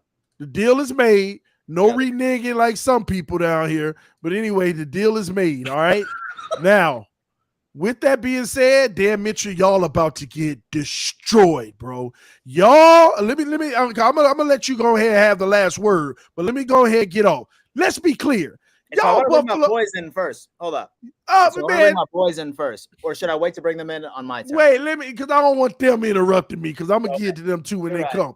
But let's get something straight. Y'all Buffalo Bills are living in a state of, y'all talk about Tua's one quarter. Y'all living in a state of delusion. You play bums. You got the first team that got a Super Bowl hangover, ain't even close to being the same team. They gave up 28 points to freaking Atlanta Falcons. They ain't nothing no more. They done. All they got is Cooper Kupp, and that's it. Okay? And then y'all sit there and y'all play Tennessee Titans, who done lost half their O-line. The freaking defense is depleted. And on top of it, let's be honest, bro, they ain't even got a receiver that anybody could name. And y'all want to make that we finally beat the Titans. I even say you was going to beat the Titans. It ain't no miraculous victories. Y'all ain't ran into no real team yet. And when y'all run into this wall on Sunday in Miami, might I add, it's on the road in Miami. Y'all literally about to get destroyed. Josh Allen is a fraud. Even in that win versus Tennessee, look at all them freaking raggedy overthrows he had. He could have had 6 touchdowns if he wasn't trash. At the end of the day, y'all team is a fraud. You benefited from your schedule so far, and I'm so happy that the Buffalo Bills fan, TD always delusional. TD always, he wrong every year about Buffalo. Well, come see me this year. When we got a team that y'all ain't going to be able to stop, Tyreek, you can't stop him. Waddle, you can't stop him. And Tua is about to become the greatest quarterback in the NFL after this week. After he did put stumps a hole in the Buffalo Bills, he will officially have silenced all the haters, including my freaking self. All the criticism I gave him, when he stumps a hole in y'all defense this week, it's going to be over. This guy will have arrived, and boy, was everybody, including myself, wrong. And I'm telling you, Dan, now, y'all going to be major witnesses of it. And I'm telling you, all these Buffalo Bills fans in the comment section, y'all gonna be all up in your feelings, all hurt, making excuses next week. Oh, it wasn't just Tua. Y'all lucked out because the coach wasn't doing this and the coach wasn't doing that. Same excuses y'all made last year with Tennessee. Bro, the time is freaking now, bro. We are about to destroy y'all. We finally got the team to do it. And when we do, we go into the Super Bowl because you ain't beating us in the second game either. Now go ahead, lie to the people. Go ahead, bro. All right. Go lie to the people. Well, first off, and so everyone thank Mrs. Mafia for bringing me a wonderful dinner plate. As I absolutely torch this fool who thinks he has a chance against the Buffalo Bills. But number one, what I want to do is I want to bring in my boys right now. Who am I guys bringing in? So happen to be one of our highest tier Patreon contributors. They should be in the waiting room. Aubrey, and then Denver should be in there as well. Hey, we got to check the credentials, make sure they're in the highest tier, man. No, he is. He's I know. Denver, there's my guys putting it down right there. Guys, thank you for joining me real fast. And then I'm definitely going to have you guys share your piece real fast. But this is what's going to go down. Okay, so this game, and like one thing that I want to throw out there that's very, very notable is the fact that TD just said that we're going to go in there and beat the Dolphins in Miami. You mean Josh Allen Stadium? You mean Josh Allen Stadium where he has outscored your team and absolutely lit up your top 3 defense for the past 4 years? There's absolutely no way. So this is the way that I want everyone to sort of reflect and look at the Miami Dolphins right now. One thing I want to do is I do want to give you guys credit is the fact that Mike McDaniel, he runs a fantastic offense which requires linebackers to essentially hug the defensive line's ass the entire game. And then the safeties have to be very deep to account for the speed that is on the outside between Waddle and Tyreek Hill. It's a great system. It is a fantastic system, and mostly the reason why Tua absolutely dominated during the fourth quarter. But let me tell you exactly why that is not going to work for the Buffalo Bills. Yes, Tyreek Hill and Waddle are exceptionally fast. Amazing wide receiver duo. If you were to give them a quarterback above Tua, let's go Joe Flacco, right? Then I'd be nervous. Wow, you I'd a be hater. nervous. Super Bowl MVP. Then I would be The nervous. disrespect. This is the thing when I want to come down to it is the fact that what is going to win this game is the trenches. 110%. The reason why you see a bunch of average secondaries going deep into the playoffs, like everyone's always scratching their head. They're like, how the hell are the Kansas City Chiefs going so deep when their secondary is average at best? It's all about pressure. And the Buffalo Bills right now, granted, this is a very, very small sample size, but we have the best defensive line in football.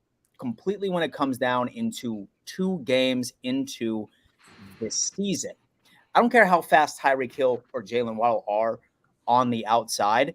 They better teleport 15 yards the second that ball is snapped, because the amount of pressure that Tua is going to be experiencing from an amazing defensive line. Granted, our defensive line held Derrick Henry, the best running back in the entire NFL, to 25 yards with our second and third string defensive tackles. You're getting Ed Oliver back. So we're getting Tim Settle back right then and there. You look at every single matchup. If your name is not Armstead, and so on the Miami Dolphins, every single person from the defensive line on the Bills and the offensive line on the Miami Dolphins is a mismatch. 110%. So Tua better be getting rid of the ball literally in less than a second. He better adopt the mentality of death by 1,000 paper cuts, because that is his only option of even being able to make a scratch on this team. The thing is that I actually ended up putting together a pretty good take. Dolphins fans, if you punt the ball more than 3 times on Sunday, you lose. You better have a perfect game.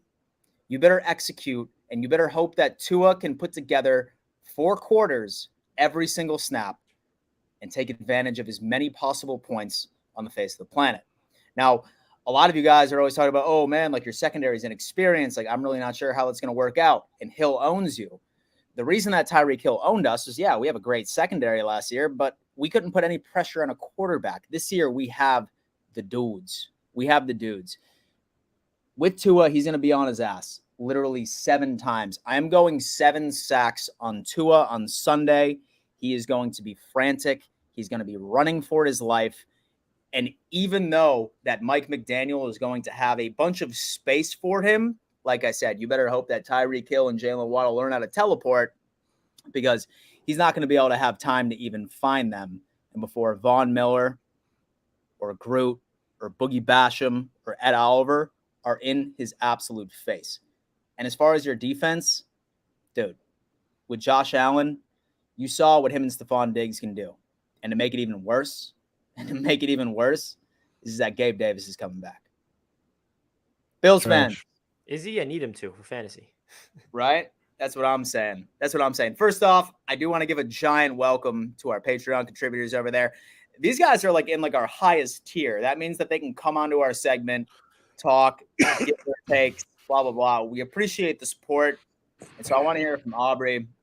What do you got for Sunday? What are your expectations? What are the keys to the game?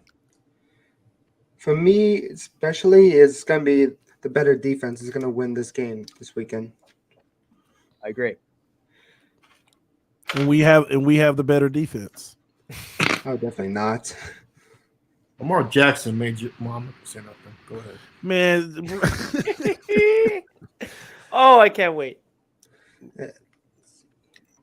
Anything else? Anything else, Drake?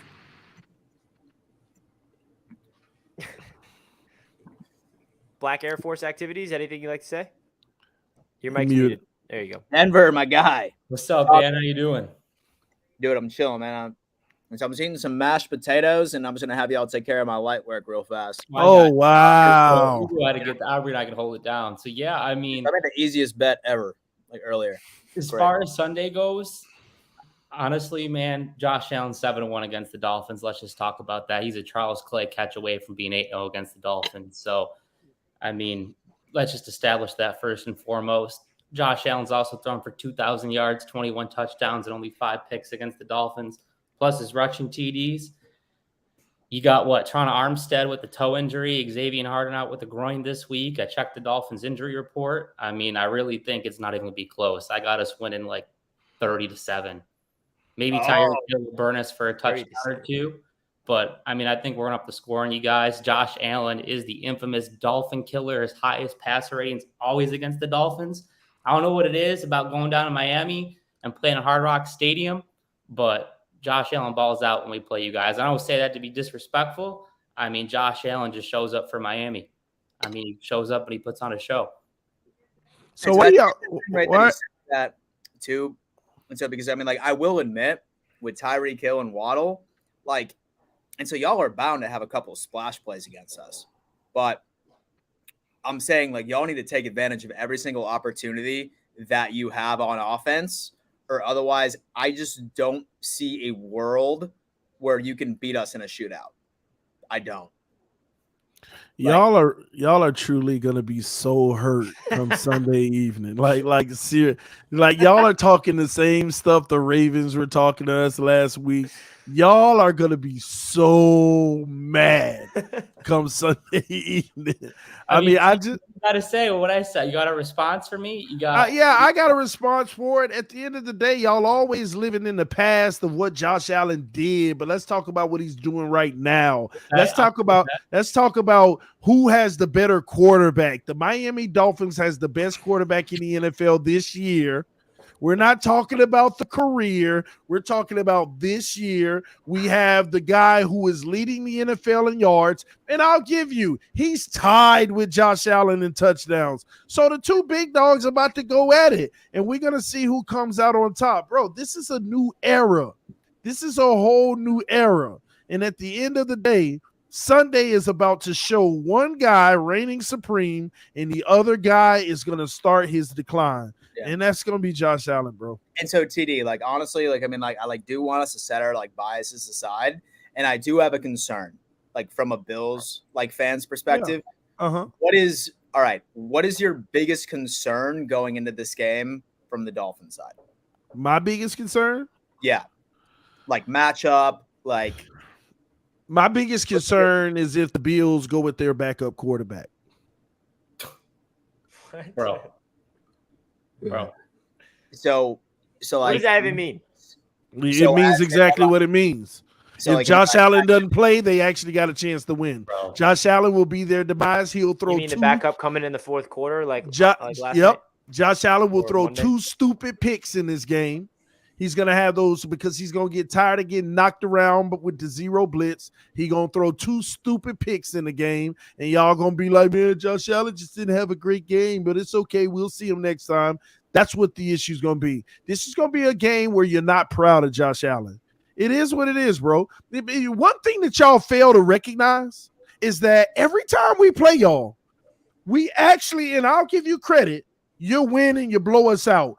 But we play you good for 2 to 3 quarters. But when the offense never helps because we punt the ball all day, then y'all take off on us. We have the offense now.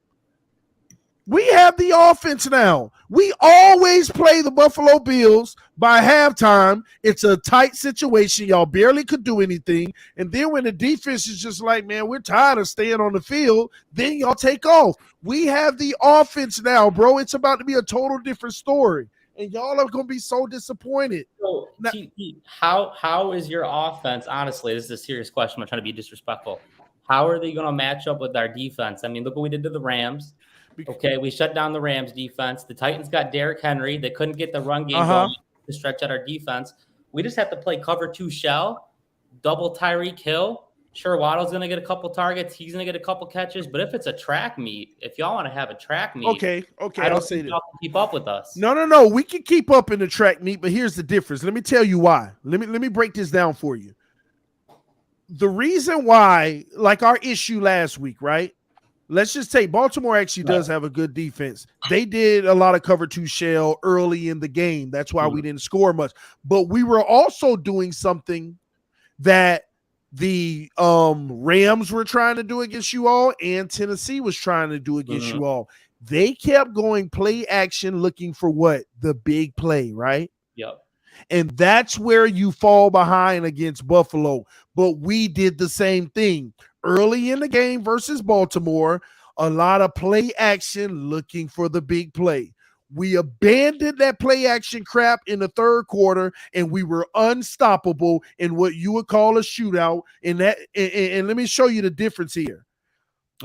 This is what I'm concerned about. I personally think our coach needs to come into this game.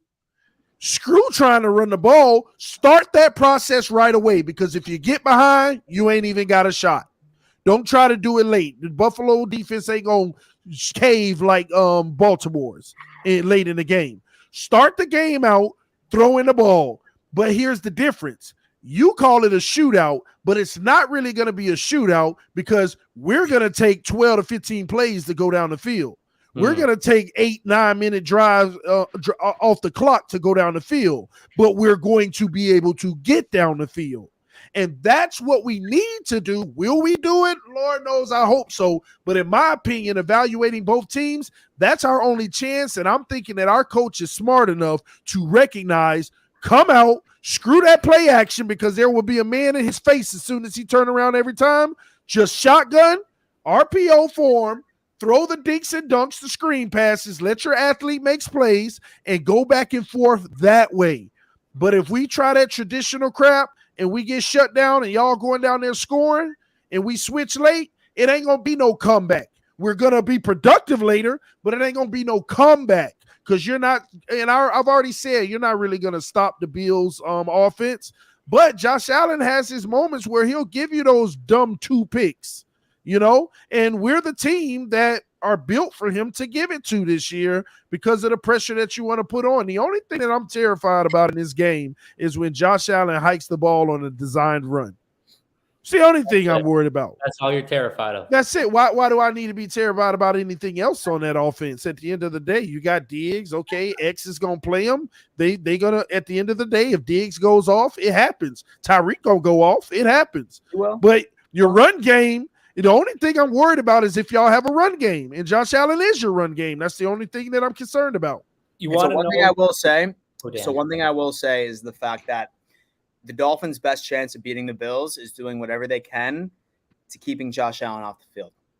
Is to keep him off the field long, sustained drives that end in set. Well, that is the best bet. And that's what's going to happen. Tua's one of the best quarterbacks in the NFL in the red zone. The problem in the past is getting to the red zone. Now we got guys that can get us to the red zone. So I'm telling you guys, we're going to put up more points than y'all that people are making it out to be. And we're going to speed the game up, make it more condensed, where we're probably going to reduce the game by 2 possessions for both teams if we're successful with the game plan that I'm saying right here.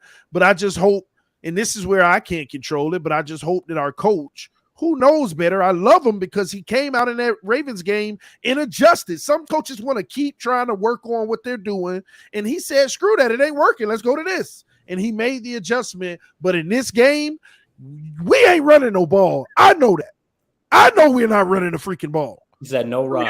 Right. And anybody in their right mind know that we're not going to run the ball against the Buffalo Bills front. But that's why you need to come out with that same. Tua threw it 50 times last week. Man, we better see 65 to 70 as far as I care. The only thing, and I want to see if the only thing that's going to make me worried about Miami, and I want to see if Miami's smart enough to do this.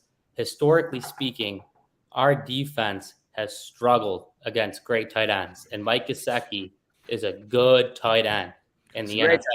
And if y'all can put him in motion. If y'all can put him in motion and y'all can design up some good play calls to get him over the middle of the field and get some mismatches, you start hitting that, that's going to create some opportunities for Tyreek. That's the only way I can see this, if y'all really start going to Gesicki and you start making us have to worry about him. Otherwise, I think we can handle Tyreek. Waddle's going to do what he does, but y'all are really going to have to rely on Gesicki on this game, in my opinion. Can I interrupt with something real quick? We have a super chat, and this is from my future brother-in-law. Who's getting married next month. And guess which team he's representing? The Buffalo Bills. My guy, that's what I'm talking about. Listen, bro, your sister is a smart woman. Smart woman for marrying a Bills fan. I actually met him going to a Jets-Bills game. My sister picked me up from college. I was going to school upstate New York. She picked me up, and we're on our way to the Jets-Bills game. He's representing the Bills. I'm like, I hate this guy already. And now he's dating my sister. Or marrying my sister, rather. Excuse me. The wedding is in a month. So thank you, Michael. How did he get a ring? Now, but what do you think of him?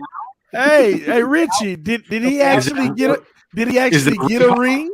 Is it a ring pop? Buffalo, and he got a ring? Wow. Hey, Julius, baby. Hey, Julius. Fast forward to top month, y'all. Listen, I'm gonna be the most obnoxious person on this show next year. Why? Because you're gonna miss out on the ring again? Oh, dude. Damn, y'all not winning a Super Bowl, bro. Right. You're not winning a Super Bowl. Okay, first off, listen. So we got to get to the Q&A section. So for all Patreon members, I just ended up leaking the StreamYard link on the Patreon wall. So if you want to come in here and ask us a question, please do so. We have like a whole everyone's line it up. It's full right now. Lined up already. It's full. Before me and Ricky give our predictions on the game. Right before we go through predictions. Final score predictions, like all across the table. Let's go. Real quick before score predictions, can I say one thing? Of course. Yeah, please, Aubrey, please. So, TD, just a quick question. How confident are you in Tua? Now have you heard him today? Now I'm very confident. Are you confident enough to make a bet on it? I already did. I bet on. You already made a bet. It's good. What bet would you propose? And so he's about to be wearing a Bills shirt for an entire week and admitting that Tua is absolute no. And so the Miami Dolphins organization is trash on Monday. Hey, Richie, there's a poll in the comment section. Can you read what it says? Who wins? Dolphins, Bills. 41% says Bills. 59 got Dolphins. Okay, I said the people have spoken. The people have spoken. Interject here. Give me 2 minutes. I need to get my prediction. All right, Tyson. Let's go around the table. Final score prediction. Let's go. My goodness. Listen, I've heard it all today. I've heard it all in the comment section. You Dolphins fans are absolutely delusional. This team has been your daddy for like the past 5 seasons, right? And from somebody that has experienced a great football team and experienced one of the greatest offenses of all time, I know what a good football team looks like, and that's the Buffalo Bills. That team reminds me of 2007, although they won't go perfect, but they have a great offense. I don't see the Dolphins having a chance in hell. The Bills have one of the top 5 defense, top offense in the NFL. I don't think it's going to be a game. And next week, when the Dolphins lose, you guys will go back to saying, "Oh, we just need to get in the playoffs," and shitting on Tua like you've been doing for the past 2 seasons. So I think the Bills beat you guys 56-20. 56-20. I give Tua 3 touchdowns. 56-20. Reasonable. That's crazy. And so with 2 of them being in garbage time, I love it. And so y'all are gonna be so mad Sunday evening, man. All right, I'll give you my quick prediction. Listen, man, watching that Monday night game, me and my buddy Jack, Jets fans, watching the Bills, it's just like, what is going on? Like, it's just like it. Listen, I respect the Bills so much because I know that they've went through a lot of bad football throughout the recent years, and now where they're at today, I know that the way they got to where they're at right now in year 5 of Josh Allen is exactly how I want this New York Jets team to build their franchise, by continuity, by not giving up on a coaching staff too early, by developing a quarterback. And it's just so, impressive to watch. And they're at their peak, man. Like, going into the season, I know Bills fans knew this, and a lot of people are saying that it's kind of Super Bowl or bust for them.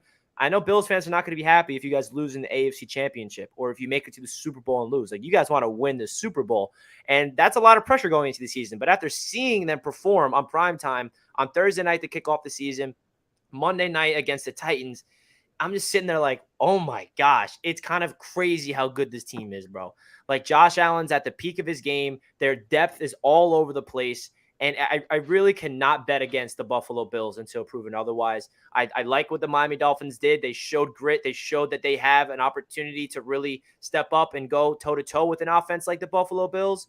But until I see the Dolphins do it on a week-in-a-week basis and I see Tua do what he did consistently, I'm going to have to pick the Buffalo Bills in this game because I just don't see the Bills, like, losing this season. Like, it's scaring me. They're going to lose a couple games, okay? I don't want to make it seem like I think they're going to undefeated.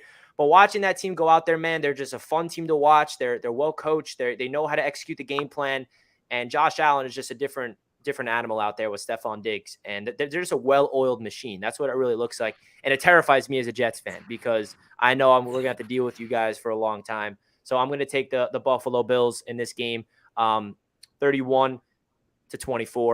It'll be close. Don't worry, TD. The Dolphins are going to be competitive. Tua's going to have a good game. You guys are going to be happy afterwards. You're going to be competitive in the fourth quarter. But I got the Bills in this one. I ain't gonna lie. You know who Josh Allen is if he was a movie character? The Northman. You ever seen The Northman? He's the Northman. He's a Northman this season. Listen, man. Aubrey, let me hear what you got to say. Final score prediction, final take. I hear the Bills winning, of course, 35-21. 35-21.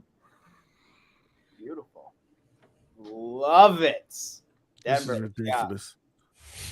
We can let TD go first. I'll go after TD. I want to hear what he's got. Listen. First of all, when y'all lose, y'all just make sure both of y'all show up on this show next week, all right? Both of y'all, make sure you're here.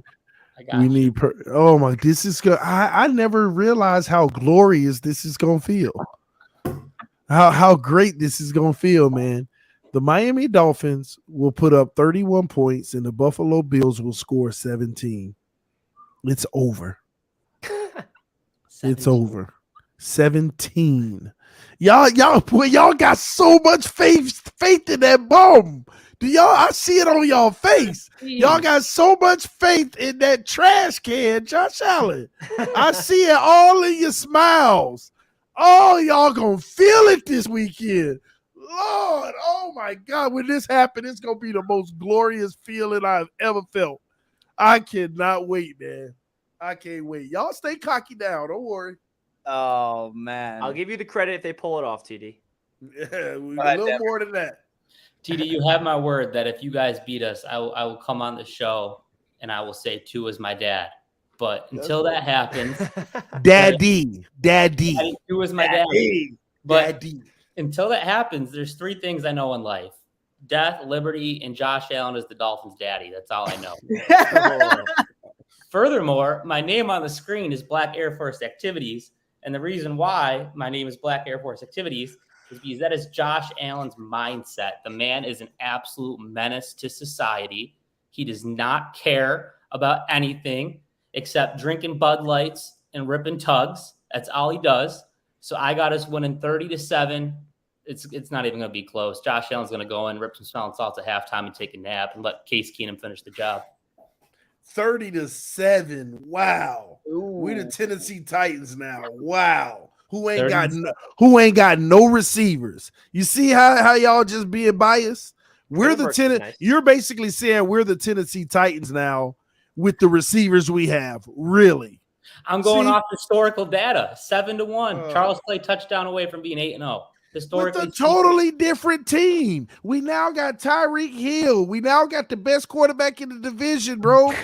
Joe Flacco has something to say about that. Only quarterback in the division with a ring. Sleep on it. And so, all right. And so if I had a reel, all right, like, I mean, in fact, in case anybody has been watching the show for the past 3 years, and if somebody wants to put an edit together of each and every single pregame that we've had for Bills Dolphins for the past 3 years, you're going to notice something very similar. TD has the same energy, regardless of the team, right? And then each and every single time on that following week, you just see down bad, depression. Okay, and that's not going to change. That's not going to change. The Dolphins have gotten better. And so the Dolphins have gotten better. I will agree with that. And then I will continue to go out and say, I see the Dolphins making the playoffs this year. I see the Dolphins winning a playoff game this year. But you are not on the Buffalo Bills level. And don't feel bad, because not many teams in this league are on the Buffalo Bills level.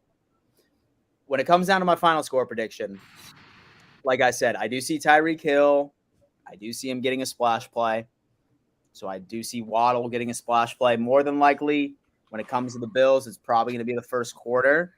I feel like Josh Allen just sort of wants to go on ahead and just give them a little bit of hope right before he tears it all down.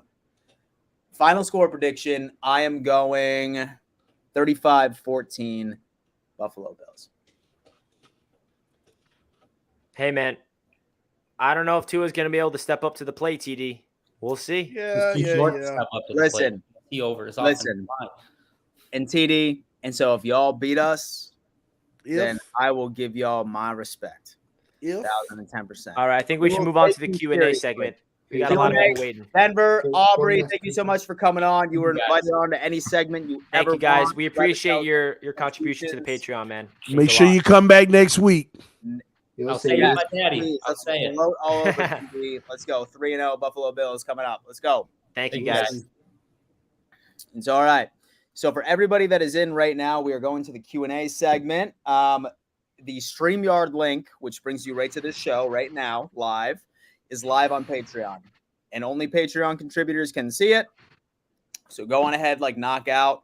We're going to go about 15, 20 minutes. And for those of you that we can't get to today, then we're going to go ahead and make sure that we get you for Friday, next week, etc. Friday. In fact.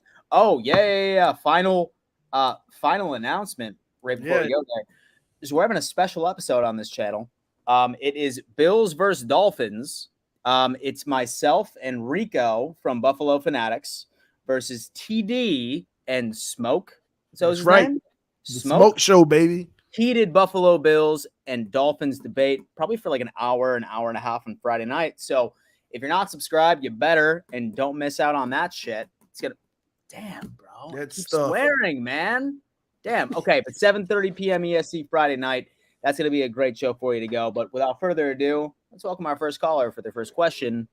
Q&A. All righty. So, guys, just so you are aware, if you want to join for the Q&A, you become a Patreon member. And if you're trying to click on the link right now, it's not allowing you in. It's because it's full. We have hit maximum capacity. So when the next person comes in, he's going to leave the studio. And then that's when you're trying to click that link to enter, because StreamYard only allows 12 people maximum, as someone just left. So there's an opening. So click that link to join in and get online. So the first caller coming in, it's Thomas. What up, Thomas? What's up, Thomas? Hey, how y'all doing today? Good, man. Feeling First great. of all, Dan, I tried to give you respect last week, but then you don't want to give respect back this week. Thank you. So Sorry, Thomas. you're going to get hurt. Your feelings are going to get hurt by Monday. I don't really have a question. I just wanted to make a statement. Nobody's talking about the Miami defense because we played one bad quarter. And that's the truth. We played one bad quarter. No, hold on. One bad quarter. Second quarter, we played bad and made one mistake in the second half, letting Lamar run his ball. But what else did Lamar do between the second quarter and that one run? He didn't do nothing. That pass that he made, that was one of the greatest passes I've ever seen. He didn't do nothing in the first. Seven-yard pass that went 75. Come on, man. I seen you on the stream, TD. You were praising, and you said that's a real NFL throw by a quarterback. Stop. Bro, he split the defenders, but it's still a 7-yard pass at the end of the day. Throw. Not many quarterbacks can make that throw. It's one play. That's the point that Tom is making. You got two total plays. They started the game. They started the game with a kick return. The very first play of the game was 7 points. You know, that's why your special teams trash too. Man, y'all. Well, they didn't play well on that play, but at the end of the day, our defense did play well. Yeah.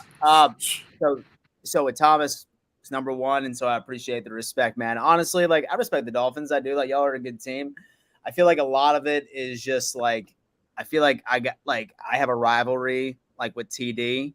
So I mean, I gotta talk shit, especially during Bills Dolphins week, bro. You listen. You don't get no. If you, I'm gonna say this. You don't deserve any respect. If you haven't won a playoff game since Bill Clinton, you don't deserve any damn respect. I'm sorry, bro. You don't get these little regular season little wins, just little Super Bowl parades, the Miami Miracle 2.0, where you make hats and T-shirts out of. Get some of them championships in the background. Get them banners up. Hey, Talk to me when you win a playoff game. I'm going to say one last thing before I go.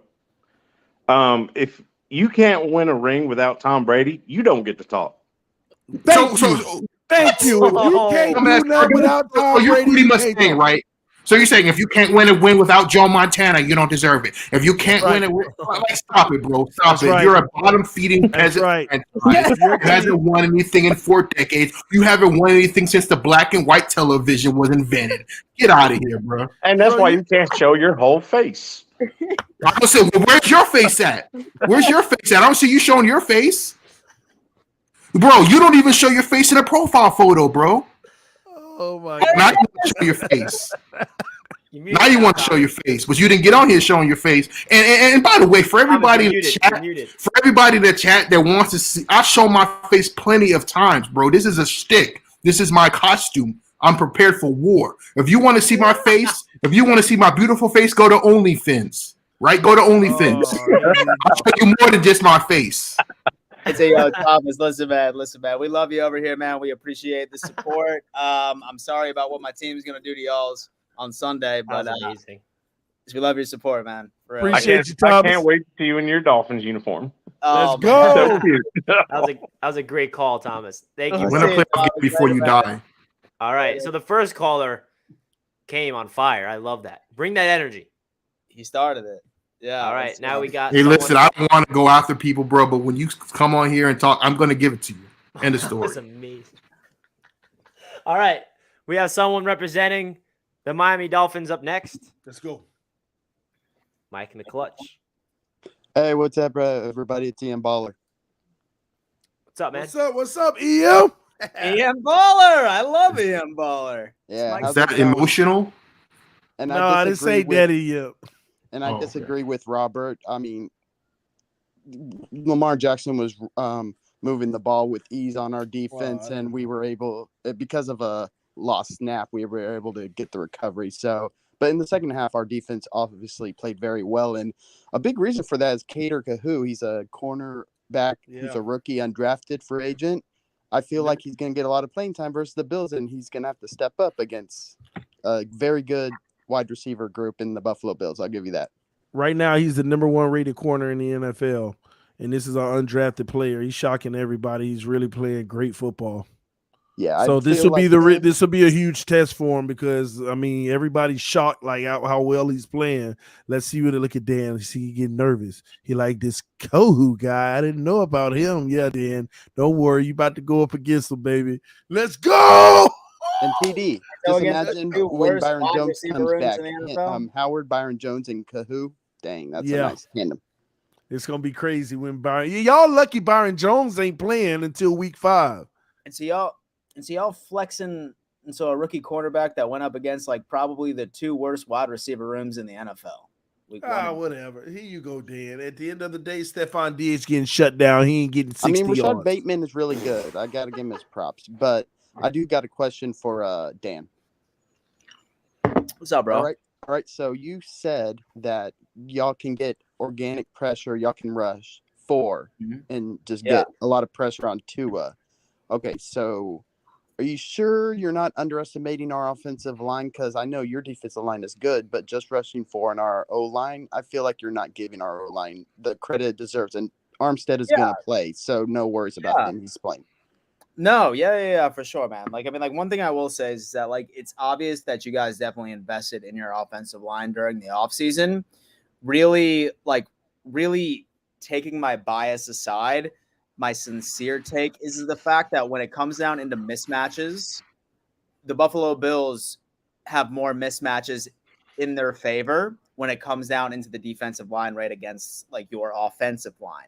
And I feel like from a Dolphins fan perspective, I feel like you guys should be nervous especially because of what our two defensive tackles, who are technically second and third string, did against the Tennessee Titans, who have a, I would say, very similar offensive line talent-wise that you guys have right now. And then we're getting our first stringers ready to go next week on Sunday.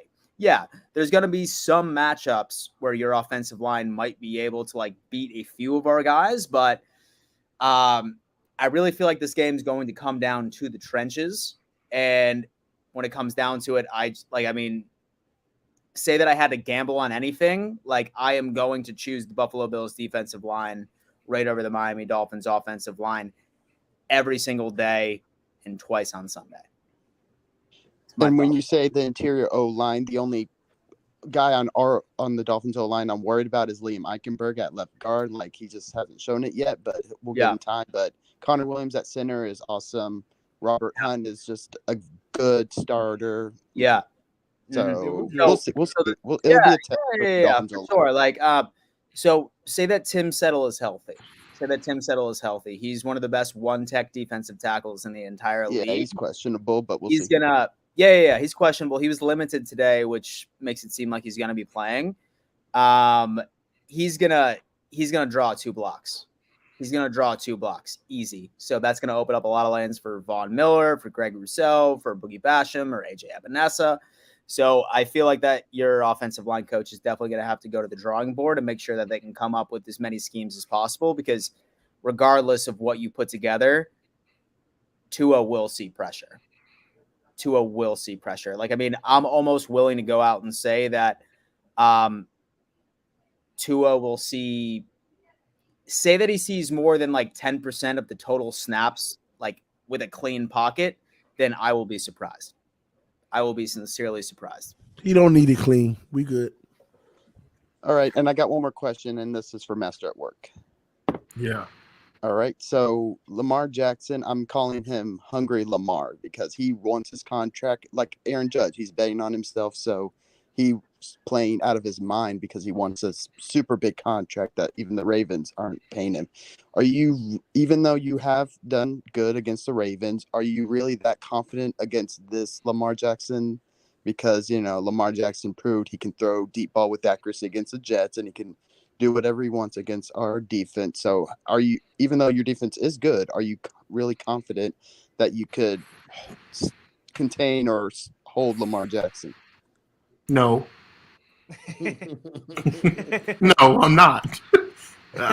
Because our defense, we played Trubisky last week. Like, that's not a good test for a defense. Yeah, but you did pretty good against the best quarterback in the NFL. I mean, if that's what you believe, if that's how delusional you are, especially with what's your name, Mike McClutch? That's Dollar Store Shula for you, bro. Dollar Store Shula. Yeah, but yeah, I'm not that confident. But listen, I'm taking it week by week, like Bill Belichick says, man. We just taking it a game at a time. And I just want to be there at the end, at the very end, whether it's to spoil a season like the Dolphins and have them prevent them to get to the playoffs, or it's to get us into the playoffs. Either way, I want something to play for at the end of the year. All right, cool. And before I go, I do gotta tell TD something. What's TD, up, homie? You did apologize to Tua, which was funny, and I appreciate that. You know, you can admit when you were wrong, because, you know, I've been on the Tua bandwagon. If we beat the Bills, which I'm not very confident, I'll say Bills 27, Dolphins 24, but it could go either way. It's going to be a close game, you know. But if the Dolphins beat the Bills, are you after the game, I want you to go just go look at the camera and say that you were wrong about Mike McDaniel. What was I wrong about? You were ridiculing him being an interview from the start, and you didn't seem confident in him as a head coach, and you were even criticizing him versus the Patriots, but now all of a sudden you want to sing his praises, and I don't even know if you apologize. TD. Well, hold on. They're taking receipts. Hold on. You get what you give. Hold on. You get what you give. You're a first-time head coach. I'm skeptical of it. You did not have a great game plan versus the Patriots the way we played it overall. What are you talking about? we led 17-0 at halftime, and then he showed mercy to Bill Belichick, and he took his foot off the gas pedal. Like, it wasn't never a game. No. Mike McDaniel is responsible for the offense. We put up 10 points. Shame on him. It's that simple. You got to do better. well. You got to do, yeah, but 10 points don't justify that. You got to do better than that. And he did at the end of the Baltimore game, and therefore he gets credit. Remember, on my channel, we give you what you give. Okay, but at the end of the day, it was never a game. It was never a competition. Sorry, Master at Work, but we led early, and it was never close. So, but it still doesn't matter. You need a productive offense. If it was never a game, you should have went out there and punched them in the face with 40 points. If you were capable of it, you got to get it done. He was capable of it, but you also got to understand Bill Belichick is the best defensive coach in the NFL. And if you're going to be a great coach, you got to be able to break through the Bill Belichicks of the world. Like I said, no. You know what I'm saying? Offensive guru, offensive genius. Come on, bro. At the end of the day, this game right here versus Buffalo will tell us who Mike McDaniel is. All right. So we're going to move on to the next caller. Apologize if we beat the Bills? There's nothing to apologize about. I've only spoken about what he actually has been. So, all right. See, remember what? Listen, remember I told you. Remember I told y'all there was a civil war in the Dolphins fan base. 2 Aniers versus TD. I told you. Me for one, I just don't get it. He's the man, dude. Me for one, I just don't get it. If a guy scores 100, if a guy scores a 30 on the test one day and you say he was bad on that test, he scores a 30 the next day, you say he was bad on the test. Then all of a sudden he scores 100. I gotta apologize because I said he was bad on the first 2. That's what I don't understand about us Dolphin fans. Sometimes we got to get out of that. We call it how it is at the moment. It's that simple, all right? They taking receipts. We got next. Appreciate it. We got the guy tuning back in weekly. Oh, man. Oh, my God. What up? Oh, man. What a great show so far, guys. I gotta go off that last feed real quick. Yeah, there's a huge issue with people just totally just in their feelings about everything TD says and the logic behind what TD says. There's a lot of it when it comes down to what we say in house and what we talk about in our channel. And if anything, he took the wrong approach. If anything, we never played from a deficit against the Patriots, so that should have been his argument for us not trying to shove anything down their throat. It's like we have the lead. So that's why McDaniel really wasn't, trying to be too aggressive. And that's the argument I might have made. But no, I agree. We want to stuff it down their throat if we have that capability, especially in week 1. Just show out. Anyways, what I want to say, how many consecutive weeks, TD got your drink ready? How many consecutive weeks am I going to come on here and take a sip? Because Dolphins are number 1 in the AFC East. How many consecutive weeks? Let's go. Now, am I going to come in here and take another sip? Because Tua is number 1 in passing yards and touchdowns in the entire NFL. How many consecutive weeks am I going to come on here and take another sip? We're in week 2, buddy. It's going to keep going. Because Tyreek Hill is number 1 in receiving yards and Waddle is number 3. Come on. Dan, you said that you prepared for the show. You prepared responses for anything Dolphins fans could say. Well, I got something for you. And it's nothing analytical, no number crunching, no tinfoil hats, nothing like that. The Bills have run the table on us long enough. The Patriots got comfortable. You guys are going to get comfortable. You're due for a loss, my friend. Dolphins are coming off a big win in Baltimore. We're going to find out exactly how big that win was this weekend in 2 ways. What we do against you and what Patriots can or cannot do against the Ravens. If there is ever a time for the Dolphins to get a W against the Bills, Sunday is that day. And Dan, that bet y'all made, I'm ready for it. I'm about it. I'm about the energy, bro. Oh, I can't wait. I really can't wait. Oh man, listen, I'm gonna take it. And it's just because of like I said, I admire Mike McDaniel's offense that he runs, right? I really, really do.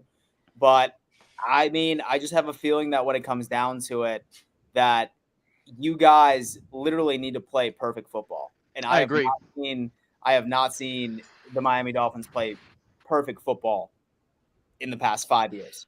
So, like, if you guys punt more than 3 times, like I said earlier in the show, I don't see you keeping up with us. Yeah, I really don't. I agree. I do agree with you. There's gonna be some splash plays, and so I can definitely see, with Tyreek, like making a few guys miss and like run it down like the field for like a 50, 60-yard touchdown splash. Like everyone's like super pumped about it and stuff like that. But I mean, those underthrows, and so in those first 3 quarters, right within the Ravens game, like those can happen.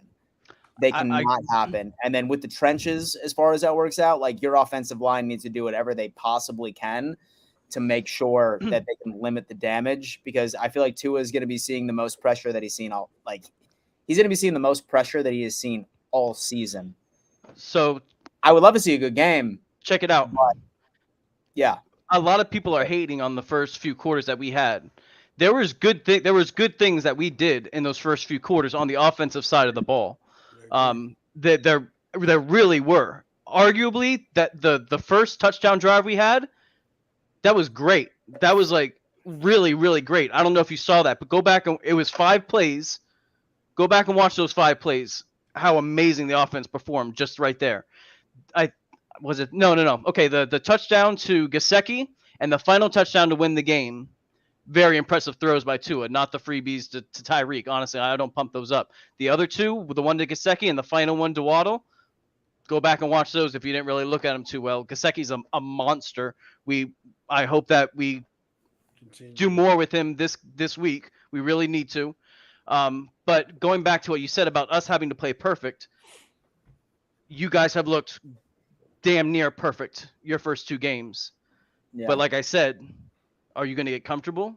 Or are you going to come in here with your foot on the gas? Now, Allen always strikes me as the type of guy to come in like just being alpha. Like he has that vibe. Like he just wants to be the alpha no matter who he's with or anything like that. So he's going to be trying to pump his guys up. I know that.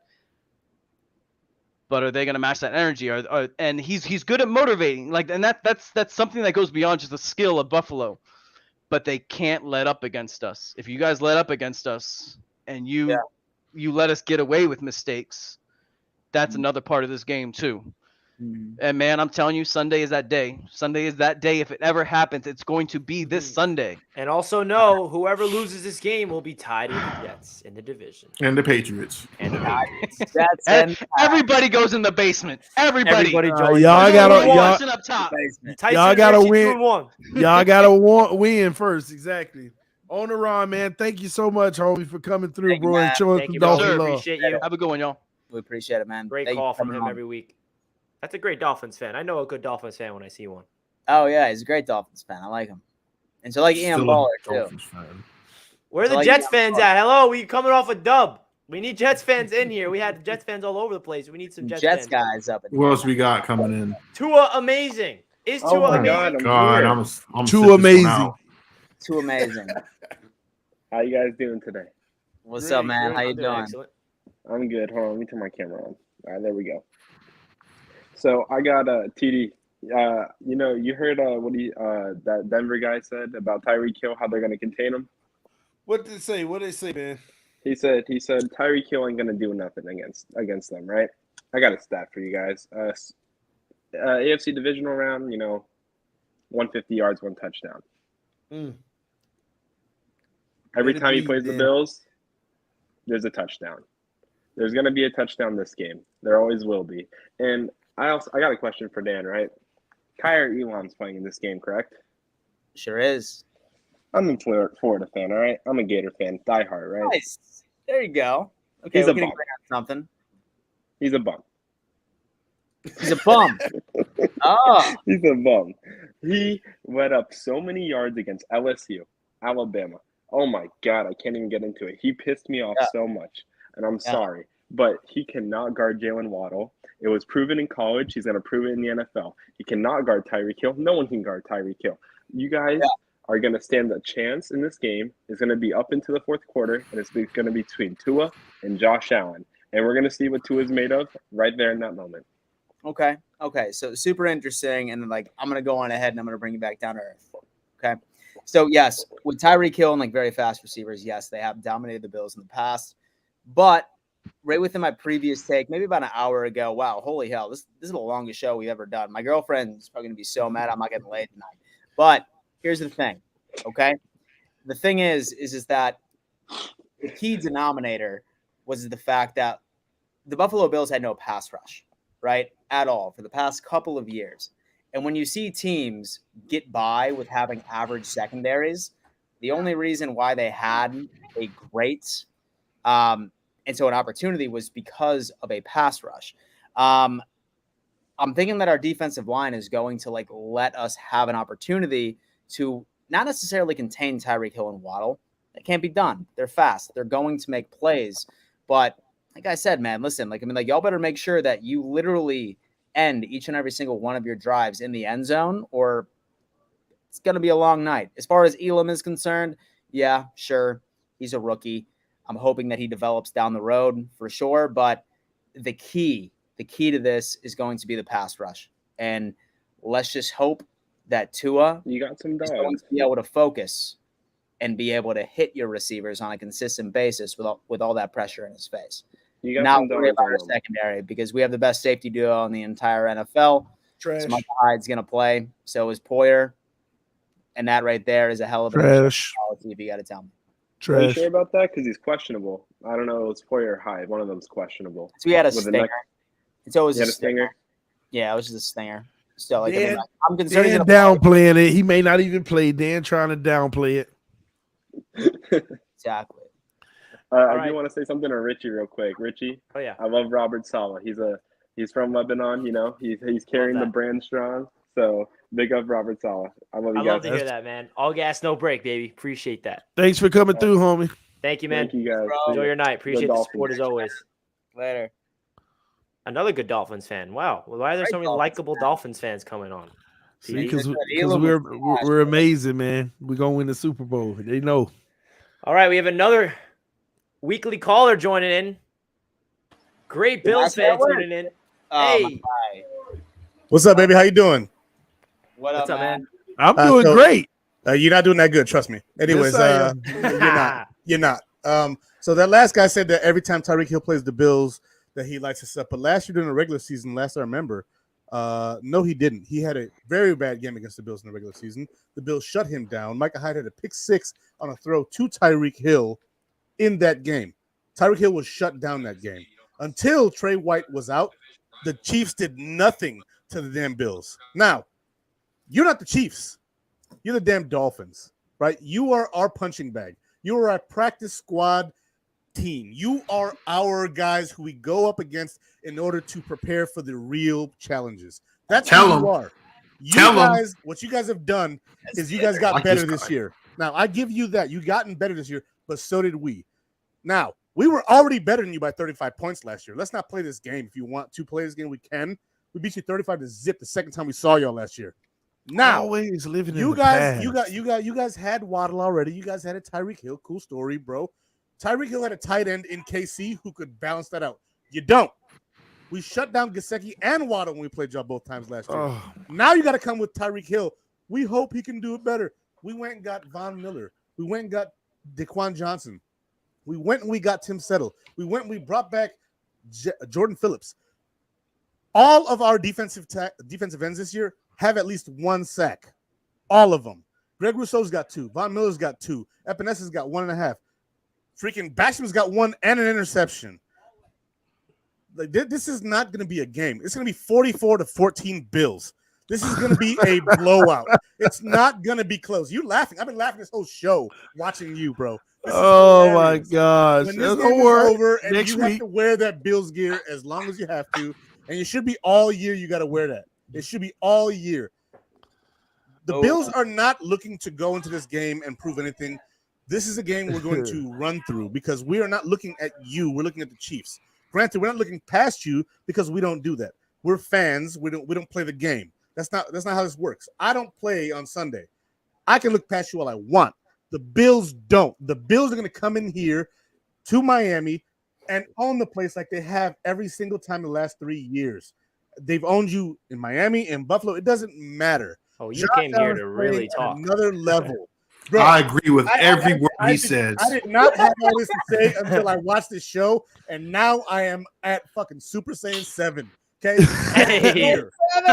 Hey. Super Saiyan Blue All right. Plus. Let me I'm respond. ultra Let instinct me right no. now. I'm Give me some, ultra. TD, 'cause I do I'm love you, ultra. TD. I do. I'm but you're ultra delusional. I'm ultra instinct with full control of it. Okay. You're Let's ultra ego. be clear. Let's You're be Vegeta, clear I'm here. Goku. You can never beat me. Let me tell you what the problem is. This is what the Bills long term. Screw the Dolphins. This is what y'all problem Screw the is. Dolphins. No. Say it Screw again. us. Say it Screw again. the Dolphins. Screw the Dolphins at this Dolphins. point. Okay. That's what we're gonna do. This is the Buffalo Bills issue every year.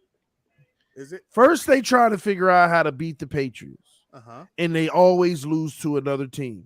Yep. Then no more Tom Brady, and all of a sudden it became we got to figure out a way to beat the Kansas City Chiefs. Then the Tennessee Titans sneak up and just murk you every time.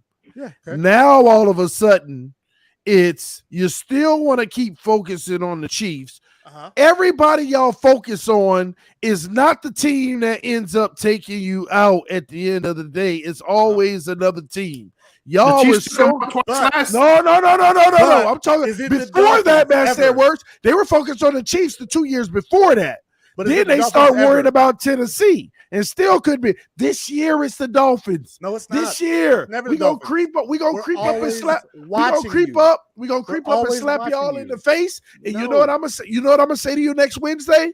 No. Don't worry about the Chiefs. Don't worry about the Chiefs. Don't worry about the Chiefs, bro. You know what? I said last week. I can't wait for you to come back the next week. No, next week is when I can't wait for you to come back. That's why I'm you here. Make sure that's right. And you know what? You need to wear some Dolphin gear with Dan. That's what you need. This right here, Dolphins gear in this house, son. It doesn't happen. We own you. Okay, if you own you. If you lose, will you wear it? You are the Bears. If you lose, will you wear it? Huh? If you're that confident, if you lose, will you wear it? I would never wear Dolphins gear. Exactly, because you ain't that confident. That's no, it's not about confidence. Because you don't know. It's about this right here. You'll never make that bet. You'll never make that bet because you know. Mr. Corleone does not make bets with the enemy. He destroys them. Because he destroys the enemy. There's no betting with the enemy. You bet with your friends. Hey, bro, you want to make this bet? No. The enemy gets destroyed. Listen. Yeah, that's how it works. Well, guess what? Y'all gonna be on the getting destroyed in. No. Don't worry about it. All right, man. We appreciate this call. You're on fire. You came in. You're on fire. I am goddamn Human Torch. Let's go, bro. Let's go, baby. Let's go. All right. Another great call. I love Let's Matt. go. Guys, we're going to get into the final caller here. We are well over the timetable that we usually go live, so we're already going over. So sorry that everybody's been watching and waiting to join in. We're going to get to this final caller, and then everybody that's been waiting this whole time, you guys will get first priority next week or Friday. Friday. One of the two. Or Friday, one of the two. All right, so we saved the best for last, baby. Oh, my God. Let's go, Jets. What up, Jimmy? All right. I just want to say, you can take this word of advice from me, but you better start being scared of the Jets. Yes, sir. Did you see what we did on Sunday? Did you see what we did? And that's without our backup quarterback. You think Skylar Thomas had a backup? The Bills backup, the Patriots backup could put 31 points? No, I can't wait till Zach Wilson comes in and absolutely obliterates all of you. I just can't wait. You beat Jacoby. You're not going to be able to get past the Wilson and Wilson connection and the Wilson and Moore connection. We're going to obliterate all of you. I promise you that. And that duo, Breece Hall and Michael Carter, forget about stopping them. 10 yards every damn play. All right? I can't wait to see us going down the field on all of your guys' field, and I can't wait to see your faces when we obliterate all of you. And all of you saying we played a backup, that doesn't matter because offense plays a defense, all right? It's not like offense versus offense, all right? Like, I just can't wait. I can't wait till Zach Wilson comes back to show the full potential of this offense. I'm taking receipts just like Robert Saleh, all right? Oh, yeah. Jimmy, we love that. We love the fire from the Jets fan, baby. Let's go. Hey, TD, I just want to say something real quick, Jimmy. I don't know if you remember, TD, but last week, Jimmy came up here. He was talking about how we're about to beat the Browns. And TD said, I want you back on the stream next week when you get killed by the Browns. Jimmy's here right now. So you can't let me just live, Richie. We beat the Bengals. We beat the Bengals last year, and they got worse. We got better. All right, the Bengals we're going 2-1 without backup quarterback, and we're definitely gonna beat the Steelers. All right, I'm giving the Jets. I'm giving the Jets their respect right now. Okay, Bengals about to be 0-3. Joe Burrow is never going to be on Insta or Twitter again. Jimmy, we're going to need you back here again next week when we beat the Bengals. I always appreciate you tuning in, my man. And Zach Wilson's going to be on all of your mothers, all right? All of your mothers, bro. Oh, let's go. All right, Jimmy. As long as I get my money. Man. Thank you so much. All right. I love that way to wrap up the live stream. We needed a Jets fan to come out to remind you guys that we're coming, baby. I know it's a lot of Bills talk, a lot of Dolphins talk, as they're the team that's versing each other. And the Jets are coming off a big win. Patriots coming off a big win. But I love that Jimmy comes. We don't count week 2 as big wins here in Patriots land. All right, TD, wrap it up. Thank y'all so much for tuning in to yet another episode of the AFC East Roundtable. Thank y'all for helping us break a record of 1,600 viewers. That was insane. And I already know when we get this W, the Dolphins, it's gonna be 2,000 in here next week, man. It's gonna go crazy, man. But listen, y'all take care of yourselves. Make sure that you stay blessed. And listen, man, we're just so grateful to have each and every one of you all watch our show.